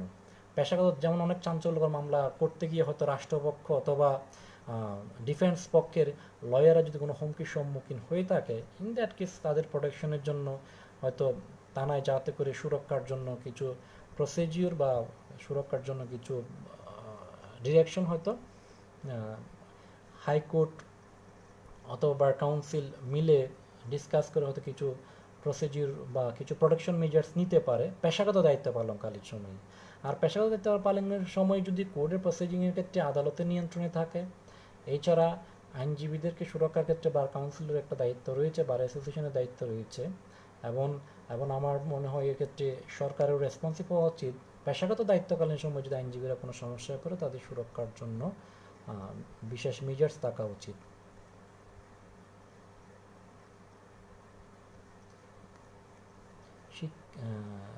রাসেল সিদ্দিকী শিক্ষানবিশ আইনজীবীদের মনোবল, রাসেল সিদ্দিকী শিক্ষানবিশ আইনজীবীদের মনোবল ধরে রাখতে কি করণীয় তা সম্পর্কে আপনার মূল্যবান মতামত আশা করছি। ওকে, থ্যাংক ইউ। আমার মনে হয় আমার কথার মধ্যে এর মধ্যে চলে এসছে, ওদের মনোবল না থাকার কিছুই নেই, কারণ বাংলাদেশে যেখানে আমরা একটা হিউজ অ্যামাউন্টের বেকারত্বের মধ্যে বসবাস করছি, একটা আমাদের আর্থসামাজিক প্রেক্ষাপট আমাদেরকে বুঝতে হবে। তো আমরা যে আর্থসামাজিক প্রেক্ষাপটে আমরা বসবাস করছি, এখন সে প্রেক্ষাপট বুঝিয়ে আমাদেরকে ডিসিশন নিতে হবে। এখন সে আর্থসামাজিক প্রেক্ষাপটে আমাদের যে লাখ লাখ বেকার যুবক, এর মধ্যে হচ্ছে শিক্ষিত যুবক। তো ওই শিক্ষানবিশরা তো অন্তত আমাদের আইন অঙ্গনে যারা আছে, আমি তাদেরকে বলি যে তোমাদের তো একদিনও অন্তত বেকার পরিচয় দেওয়ার প্রয়োজন হয় না। আমাদের আত্মসন্ধির প্রেক্ষাপট আমাকে বুঝতে হবে। আপনি বাংলাদেশকে আমরা ইউরোপ মনে করলে হবে না। বাংলাদেশ আমাদের দেশ, গরিব হোক ধনী হোক, এই বাংলাদেশকে বাংলাদেশের প্রেক্ষাপটে, আর্থসামাজিক প্রেক্ষাপটে আমাকে চিন্তা করতে হবে যে আমি কেমন আছি। আমি একদিনেই গাড়ি বাড়ির মালিক হয়ে যাব, অনেক টাকা, হাঁড়ি হাঁড়ি টাকা হবে, এই স্বপ্নটাও আমি মনে হয় এই স্বপ্নটা দেখাটাও একটা অপরাধ বাংলাদেশের ক্ষেত্রে। আমি আমার দেশের আর্থসামাজিক প্রেক্ষাপটে আমাকে চিন্তা করতে হবে। তো অন্তত আইনের ছাত্ররা তো এই পরিচয়টা দিতে পারে যে গ্র্যাজুয়েট হওয়ার পর দিন আমি কোর্টে যাচ্ছি, আমি শিক্ষানবিশ। ওকে, কারণ ওরা কিন্তু একটা পরিচয় পাচ্ছে, কারণ আমাদের বার কাউন্সিল রুলে বলে দেওয়া আছে একজন ল গ্র্যাজুয়েট অ্যাডভোকেসি পরীক্ষা দেওয়ার আগে চাইলে অ্যাডভোকেসি পরীক্ষা দেওয়ার আগে তাকে 6 মাস 10 বছরের অভিজ্ঞতা সম্পন্ন একজন সিনিয়রের আন্ডারে শিক্ষানবিশ হিসেবে কাজ করতে হবে। তাহলে একজন ল গ্র্যাজুয়েট বের হওয়ার সাথে সাথে সে শিক্ষানবিশ হিসেবে একটা পরিচয় পাচ্ছে, এটা তার জন্য প্লাস পয়েন্ট। অন্য সাবজেক্টে সেটা সম্ভব হচ্ছে না। এরপরে সে কোর্টে যদি কাজ শিখে ভালো পড়াশোনা করে সিনিয়রকে ব্যাকআপ দিতে পারে, সিনিয়রও হেল্প করে, ভালো সিনিয়র আছে। কিছু কিছু ক্ষেত্রে ব্যাড সেন আছে, সেটা আমার ক্ষেত্রেও হয়েছে, সবার ক্ষেত্রে হয়েছে। আমরা একটু হতাশ ছিলাম, এই যে মাস শেষে মিনিমাম না পাই তাহলে কেমনে চলবো। আপনাকে মনে করতে হবে যে এটাও আমার একটা ইনভেস্টমেন্ট, লাইফ লং ইনভেস্টমেন্ট। কারণ আইনজীবীরা যখন একদিন 1 লাখ টাকা ইনকাম করে তখন তো আবার কেউ এসে কোনো টাকার ভাগ বসায় না, যখন সিনিয়র হয়ে যায়। অন্য প্রফেশনে দেখা যায় আপনি মাস শেষে বেতন পাচ্ছে 60,000, 70,000, 80,000, 1 লাখ টাকা বেতন পাচ্ছে, কিন্তু সুপ্রিম কোর্টে এমন আইনজীবী আছে একদিন 1 লাখ টাকা কামাচ্ছে, তখন তো অন্যকে ভাগ বসাতে আসছে না। তো ওই চিন্তাটা আমাদের করতে হবে। আমি স্বাধীন প্রফেশনাল হতে যাচ্ছি কারো আন্ডারে না থেকে। আমি হাঁড়ি হাঁড়ি টাকা হয়তো আমার আসবে, রিপুটেশন হবে, আমার প্রফেশনাল ডেভেলপমেন্ট হবে, কিন্তু আমাকে কিছু ইনভেস্টমেন্ট তো করতে হবে। ওই অ্যাম্বিশন আমাকে থাকতে হবে, চ্যালেঞ্জ নেওয়ার ওই ক্যাপাবিলিটি থাকতে হবে। এছাড়াও যদি দেখা যায় কেউ, বাংলাদেশের সব ফ্যামিলি সেম না, অনেকের সলভেন্সি আছে, চলতে পারে, অনেকে দেখা যায় এই 2-4 বছর সময়টা ধৈর্য ধরতে পারে না। সেক্ষেত্রে আমাকে পার্সোনালি যদি বলা হয় তা আমি বলবো যে আপনাদের অপশন অনেক রয়েছে। এখন ল গ্র্যাজুয়েট হওয়ার পরে প্রত্যেকটা কোম্পানিতে শত শত কোম্পানি আছে, সবগুলোতে ল অফিসার এসে নিয়োগ দিচ্ছে। আপনারা যদি চান যে আমি ল অ্যাডভোকেট হওয়া পর্যন্ত, যেহেতু আমাদের এখন আসলে বার কাউন্সিল পরীক্ষাও নিচ্ছে না, 6 মাস পরে পরীক্ষা নেওয়ার কথা, এটা নিয়ে আমাদের সুপ্রিম কোর্টের যে জাজমেন্ট হয়েছে সর্বশেষ, সেখানেও বলে দেওয়া হয়েছে বার কাউন্সিল যেন রেগুলার পরীক্ষা নেই। সে পরীক্ষাগুলো হচ্ছে না, দীর্ঘায়িত হচ্ছে আমাদের যে শিক্ষানবিশ জীবন।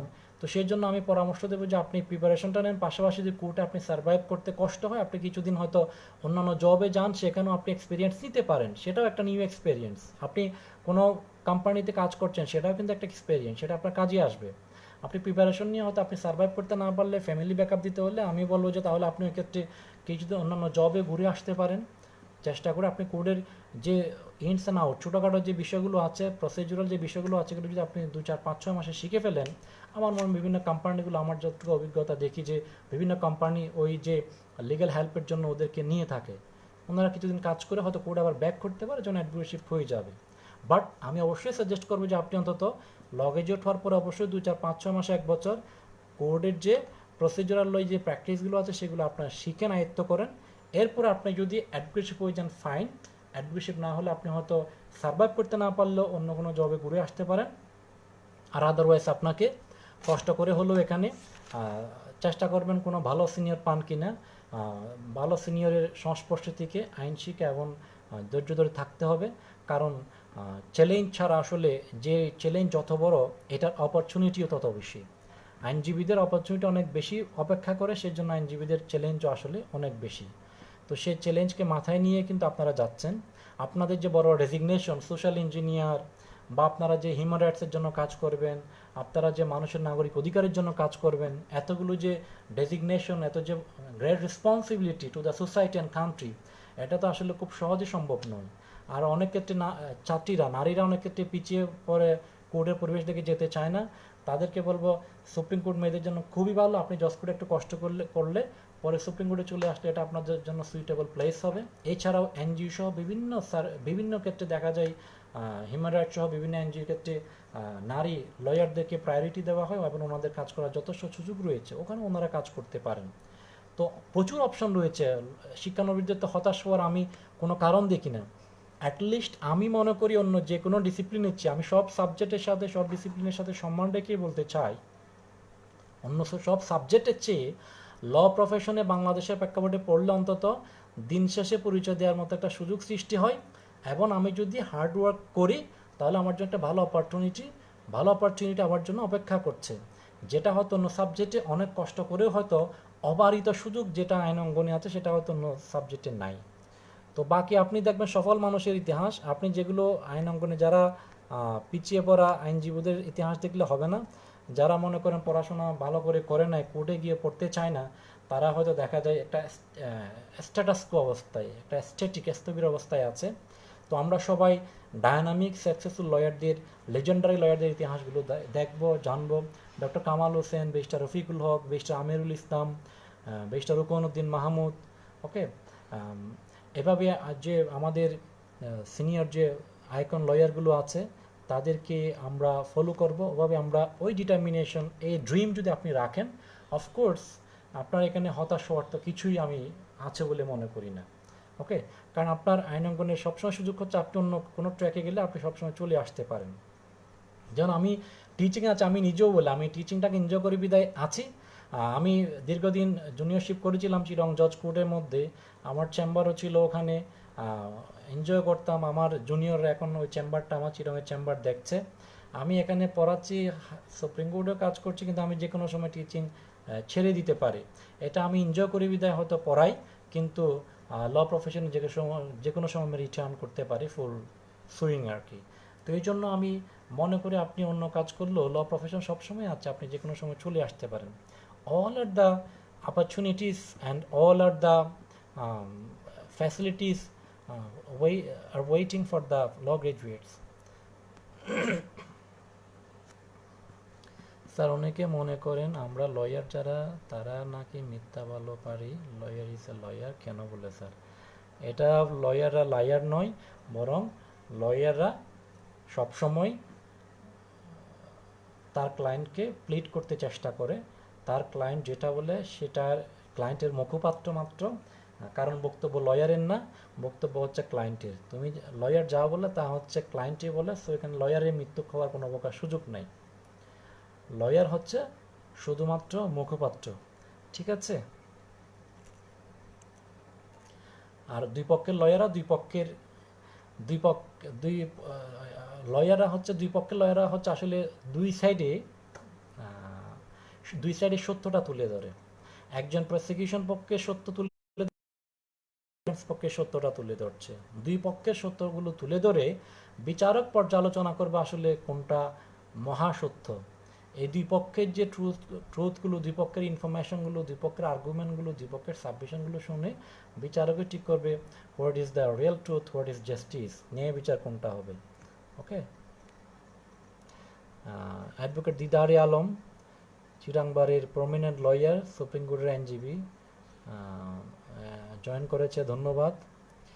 মনিকা রশিদ, স্যার শিক্ষক হিসেবে নিজেকে গড়ে তোলার জন্য কোনো দিকটা বেশি খেয়াল রাখতে হবে, পড়াশোনা বেশি করতে হবে, একটু গবেষণা কাজ করতে পারলে ভালো, এবং প্রত্যেকটা সাবজেক্ট ভালো করে পড়ে, আর বাংলাদেশের যে একটা ট্রেডিশনাল সিস্টেম হচ্ছে রেজাল্ট ভালো করা, সেদিকে মাথায় রাখতে হবে সেই বিষয়গুলো। Kamruzzaman Kamrul watching, thank you. Advocate Mahmudul Hasan, আমাদের prominent lawyer of the Dhaka জজ court, prominent lawyer of Dhaka জজ কোর্ট, প্লাস হচ্ছে আমাদের যে ওলার সেক্রেটারি নাজমুল আলম হৃদয়, 3 বছর পর বার কাউন্সিল অ্যাডভোকেটশিপ এক্সাম নামে প্রহসন নিয়ে কিছু শুনতে চাই স্যার।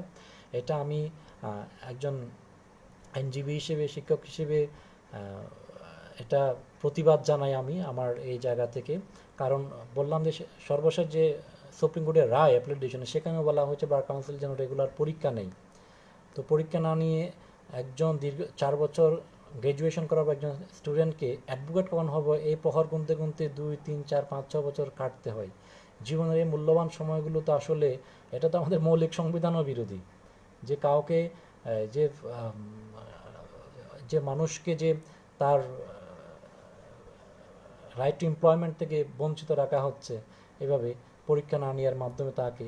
তো এই জন্য অনেক ক্ষেত্রে এটাও কথা আসছে যে এমবিবিএস পাস করার পরে সে ডাক্তার হয়ে যেতে পারে একটা প্রসিডিউরের মাধ্যমে। এখন ল গ্র্যাজুয়েশন, সে আইন তো পড়াশোনা করছে, তার মানে সে আইন পড়াশোনা করছে, সে অ্যাডভোকেট না হলে সে কী করবে? সে তো ল প্র্যাকটিসই করবে। এই জন্য অনেক ক্ষেত্রে এটাও কথা আসছে যে পরীক্ষাটা কেন দরকার অ্যাডভোকেটশিপ। অ্যাডভোকেটশিপ একটা আনুষ্ঠানিকতা ভাইবার মাধ্যমে কমপ্লিট করা হচ্ছে, যা অন্তত সত্যটা যাচাই করা, সে আসলে সত্যি পড়াশোনা করেছে কি না, এবং যাচাই বাছা যা করা উচিত সেগুলো তো আসলে বিশ্ববিদ্যালয়ে ভর্তির সময় করে ফেলা উচিত। তো এক্ষেত্রে আমি মনে করি অন্তত বার কাউন্সিলের তত্ত্বাবধানে সারা বাংলাদেশের ল স্কুলগুলিকে সেন্ট্রালি মনিটরিং করে অ্যাডমিশনের সময় ডিসিশন নিয়ে নেবে যে আসলে কারা কারা ল পড়ার যোগ্য তাদেরকে ভর্তি করবে সারা বাংলাদেশে, এবং তারা ল গ্র্যাজুয়েট করার পরে হয়তো একটা ভাইবা বা আনুষ্ঠানিকতার মধ্য দিয়ে অ্যাডভোকেটশিপ সার্টিফিকেট পাবে। ল গ্র্যাজুয়েট হয়েছে, এরপরে সে অ্যাডভোকেসি পড়ার জন্য বছরের পর বছর ঘুরছে, তাহলে সে অ্যাডভোকেসি সে ল পড়াশোনা করলো কেন? এটার জন্য যদি তাকে 5-6 বছর ওয়েট করতে হয়, সে পাশ করবে ফেল করবে পরের বিষয়, সে পরীক্ষায় পাচ্ছে না পরীক্ষা দেওয়ার জন্য। তো এটা বার কাউন্সিল অর্ডার কিংবা হাইকোর্টের জাজমেন্ট অনুযায়ী আমি মনে করি বার কাউন্সিল এটা কমপ্লাই করা উচিত। এখন কি বলবো, যিনি আমাদের কোর্ট এবং এনরোলমেন্ট কমিটি এতে যারা আছে ওনারা আসলে ওনারা নিজেরাই তো আইন অঙ্গনের মানুষ এবং রায়টা তো ওখান থেকেই আসছে।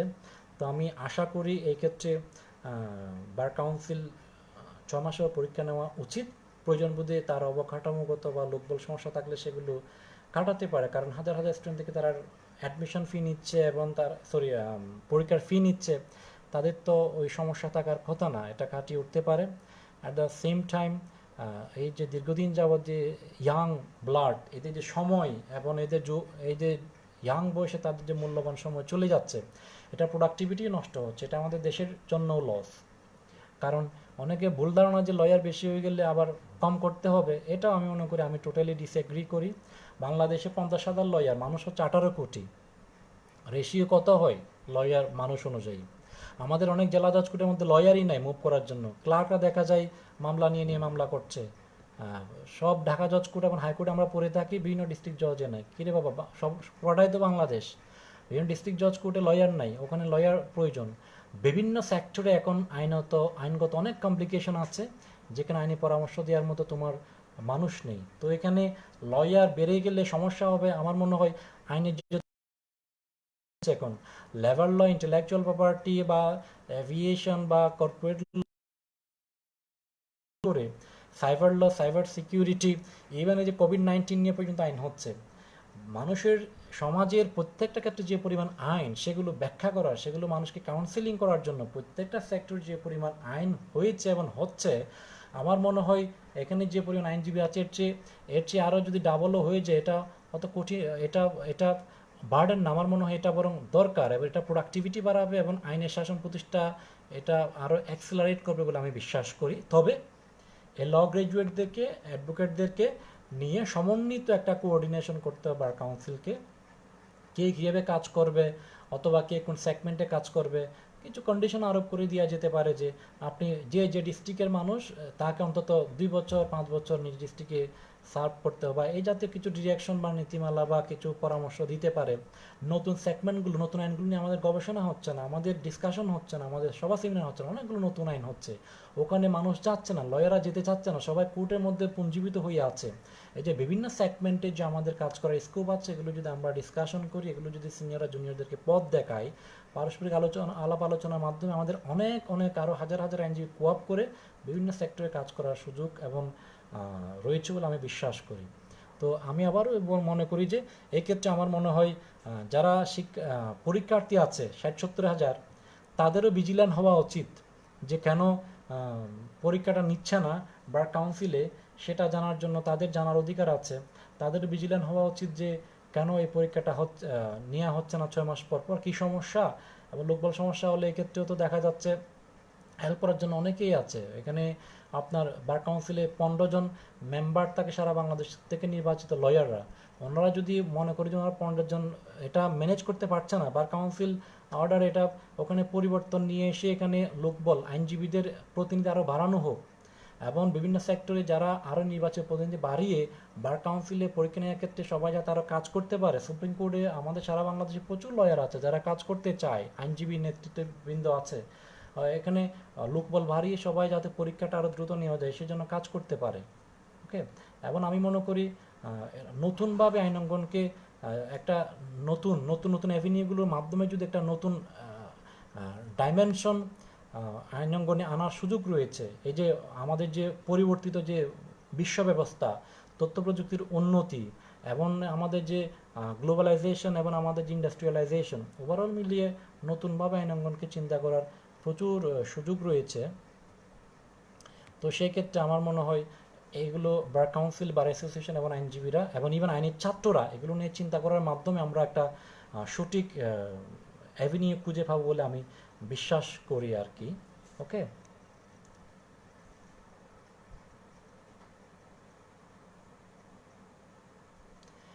ওকে, অনেকক্ষণ বলেছি আমি। একটু টায়ার্ড হয়ে গিয়েছি। আফজাল মিদা, অ্যাডভোকেট আফজাল মিদাকে দেখতে পাচ্ছি, অন্যতম প্রমিনেন্ট লয়ার অফ ঢাকা জজ কোর্ট। ওকে, ওয়েলকাম। হ্যাঁ, বার কাউন্সিল 3-4 বছর দীর্ঘ সূত্রে সম্পর্কে বলেছি আমি। এটা আমাদের একটা ফেলিয়ার বলতে হবে বার কাউন্সিলের। এটা নিয়ে বার কাউন্সিলের যেমন সজাগ হওয়া উচিত, আমরা এটার প্রতিবাদ জানাই এবং আমি মনে করি শিক্ষানবিশ আইনজীবীরাও ভিজিল্যান্ট হয়ে এটার জানতে চাওয়া উচিত যে এই রেগুলার পরীক্ষাটা হচ্ছে না কেন। এটা নিয়ে সর্বোচ্চ আদালতের রায়ও আছে যে রেগুলার পরীক্ষা নেওয়ার বিষয়ে। স্যার, আইনজীবীদের সুরক্ষা আইনকে দেশে এবার যদি এটা তো বলেছি। তানজিম তোহিন, ওকে। আমিরুল ইসলাম খোকন ভাই, আমাদের অ্যাডভোকেট খোকন ভাই সুপ্রিম কোর্ট বারের executive committee member. Most welcome brother, যে আপনি গুরুত্বপূর্ণ সময় দিচ্ছেন, আমাকে শুনছেন। অশান্ত তন্ময় বলছে, স্যার বার কাউন্সিল কি আদালতের রায় মানতে বাধ্য নয়? হ্যাঁ, অবশ্যই। বার কাউন্সিল এনরোলমেন্ট কমিটিতে তো আছে হচ্ছে অ্যাপিল ডিভিশনের জাস্টিস এবং হাইকোর্ট ডিভিশনের জাস্টিস। ইমরান গাজী, শুভকামনা। জিম তুহিন স্যার, পরবর্তী সময়ে বিএলএল এসএ এর পাশে সবসময় চাই আপনাকে। সঞ্জিদা মনির মোমো, পরিবেশ পরিস্থিতি ঠিক হলে বিএলএল থেকে আপনাদের বিশ্ববিদ্যালয় কেরিয়ার গাইডলাইন নিয়ে সেমিনার করতে চাই। হ্যাঁ, অবশ্যই স্যার, আমাদের কেরিয়ার গাইডলাইন দেওয়ার জন্য আপনাকে অনেক ধন্যবাদ। Thank you for your kind advice.